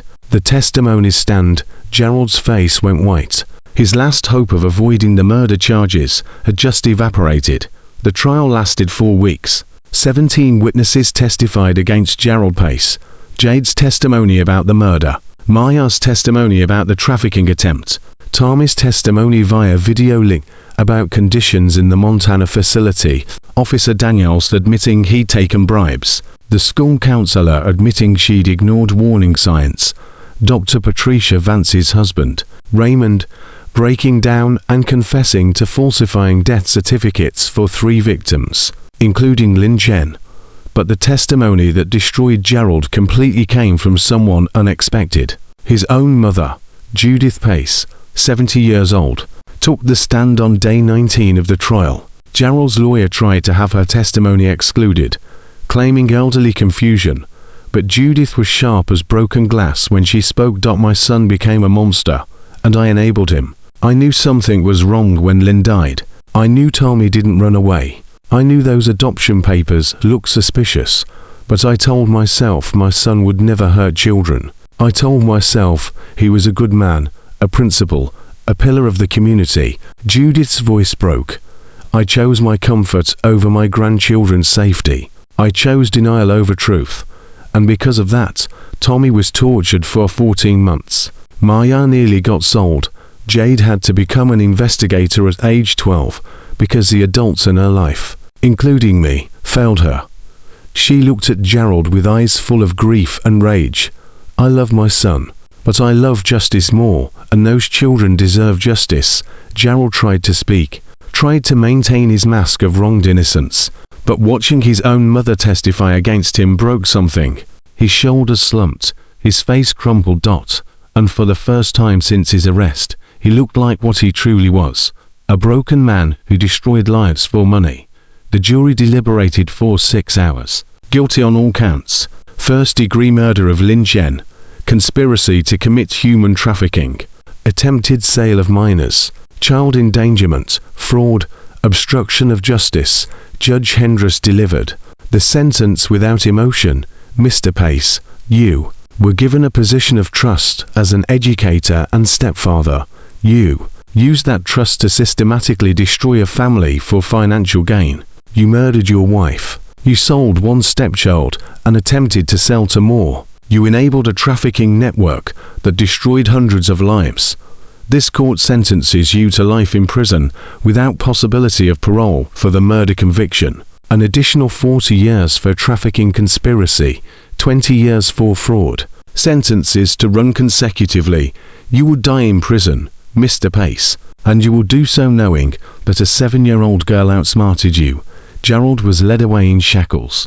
As he passed the gallery, he looked at Maya one last time, and Maya, 7 years old and braver than any adult in that room, stared back without flinching. The other trials followed in quick succession. Senator Elizabeth Hartwell got 3 consecutive life sentences, plus 80 years. The board members of Children's Future Alliance each got sentences ranging from 40 to 90 years. Dr. Patricia Vance got 60 years. Her husband, Raymond, got to life sentences for the murders he'd helped cover up. Catherine Brennan, Broker K herself, got life plus 730 years on 34 counts of trafficking. And Officer Daniels, the cop who'd taken $5,000 to close Tali's case, got 18 years. At his sentencing, he looked directly at Tommy and said, "I'm sorry. I know that doesn't fix anything, but I'm sorry." Tommy's response was quiet, but cut deep. "You should have been sorry when you took the money. Not now. Not when you got caught." 8 months after Maya first sat on Somto's lap, Doc stood in the parking lot of his motorcycle shop, looking at a transformed building. The veterans had turned it into something more than a repair shop. It was a resource center now. Therapy offices, legal aid consultation, family reunification services, a command center for finding the 228 children still missing. Wire approached, laptop under his arm. Doc, the website had 4 million hits in the last month. We've received 862 tips. 43 of them led to confirmed identifications. 43 children found. 43 children who saw their own faces and remembered, or family members who recognized photos, or neighbors who got suspicious. Wire's voice shook. "Doc, one of them was my niece. Some woman in Nevada saw Melissa's photo, recognized her from the grocery store, called the tip line. FBI picked her up yesterday. She's coming home." Doc grabbed Wire's shoulder. "That's incredible. 3 years. 3 years. I thought she was gone forever. And she was 20 miles from her real family the whole time, living with people who'd bought her and convinced her she was their biological daughter." Wire's face hardened. "But she saw her photo, remembered her real name, remembered me. How many still missing?" 185. "But Doc, we're going to find them. Every single one." Doc's phone rang. "Maya, now 9 years old. Mr. Holloway, are you coming to the thing tonight?" The thing was a gathering at Way's new house. The veterans had pooled resources, found a 4-bedroom place with a yard, paid first and last month's rent. Tonight was the housewarming party. "I'll be there, sweetheart." and Mr. Holloway, Tommy wants to say something to everyone. He's been practicing all week. Doc's chest tightened. What's he going to say? He won't tell me. Says it's important. Maya paused. Are you proud of us for testifying and helping find the other kids? Maya, I'm so proud of you. I don't have words for it. Good, because Grandma Way says we're getting an award from the FBI for helping break the case. That's incredible. Yeah, but Mr. Holloway, I don't want an award. I just want the other kids to come home. Is that weird? That's not weird. That's exactly right. He hung up. Spent the rest of the day working on cases.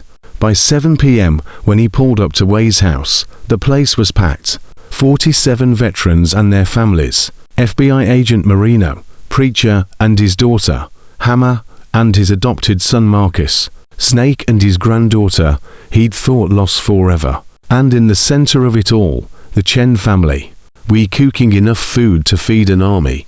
Baby Lily toddling around, giggling. Jade helping in the kitchen, with the fierce competence of someone twice her age. Maya playing with the other children, smiling in a way she hadn't smiled in years. And Tommy standing on a chair in the living room, waiting for everyone to quiet down. When the room settled, he spoke. His voice was soft but steady. I'm Tommy Chen. I'm 9 years old. A year and a half ago, I was taken to a place in Montana and forced to work in a factory for 14 months. I got burned. I got beaten. I got told every day that I was worthless and nobody was looking for me. He paused, but I was wrong. People were looking. My sisters never stopped fighting for me. My grandmother never gave up. An assaulter named Doc and his brothers decided I mattered enough to save. The room was silent. There are still 185 kids out there who feel like I did, who think they're worthless, who think nobody's coming. And I want to say something to them in case they see this. Tommy looked directly at the camera Maya was holding. You're not forgotten. You're not worthless. And people are looking for you. Real people who care. People like Doc and Snake and Wire and Hammer. And all these veterans who decided that every kid deserves to come home. He held up a photo. His own missing persons poster from 18 months ago. This was me.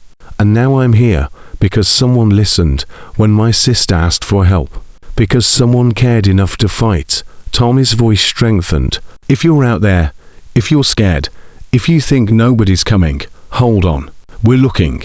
We're fighting and we're not stopping until you're home. The room erupted. 47 veterans standing, applauding, crying. Maya running to hug her brother. Jade joining them. We holding Lily and weeping with pride. And Doc standing in the back. Felt Sarah's presence so strongly, it almost knocked him down. His wife, who'd died saving children, who'd made him promise to never stop being the good guy, who'd believed that every life mattered. We did it, Sarah, he whispered. We saved them, but the voice in his head, maybe his imagination, maybe something more, replied. They saved themselves. You just listen. 3 months later, the number dropped to 91 missing, then 63, then 4 to. Each identification was a miracle. Each reunion was a war won. The legislation came next. Tommy's Law, named after Tommy Chen, passed unanimously in both houses. Mandatory trafficking awareness training for all educators. CPS case load caps. Whistleblower protections. Enhanced penalties for anyone in a position of authority who enabled trafficking. Maya's voice program launched nationally. A curriculum teaching children that their words matter. That adults should listen. That reporting abuse is brave. And the Chen children. They healed slowly, imperfectly. But they healed. Tommy started sleeping through the night. Started trusting adults again. Started talking about maybe becoming a prosecutor when he grew up to protect kids like us, he said. Jade got accepted to MIT with a full scholarship. Started a non-profit teaching teens digital forensics for trafficking investigations. Trained 847 young people evidence gathering. Maya became the face of child advocacy. Testified before Congress. Spoke at schools. Told her story again and again. Always ending with the same message.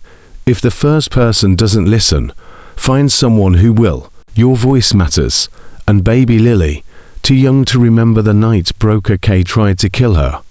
Grew up surrounded by love and protection. And 47 uncles in leather vests who'd die before they'd let anyone hurt her.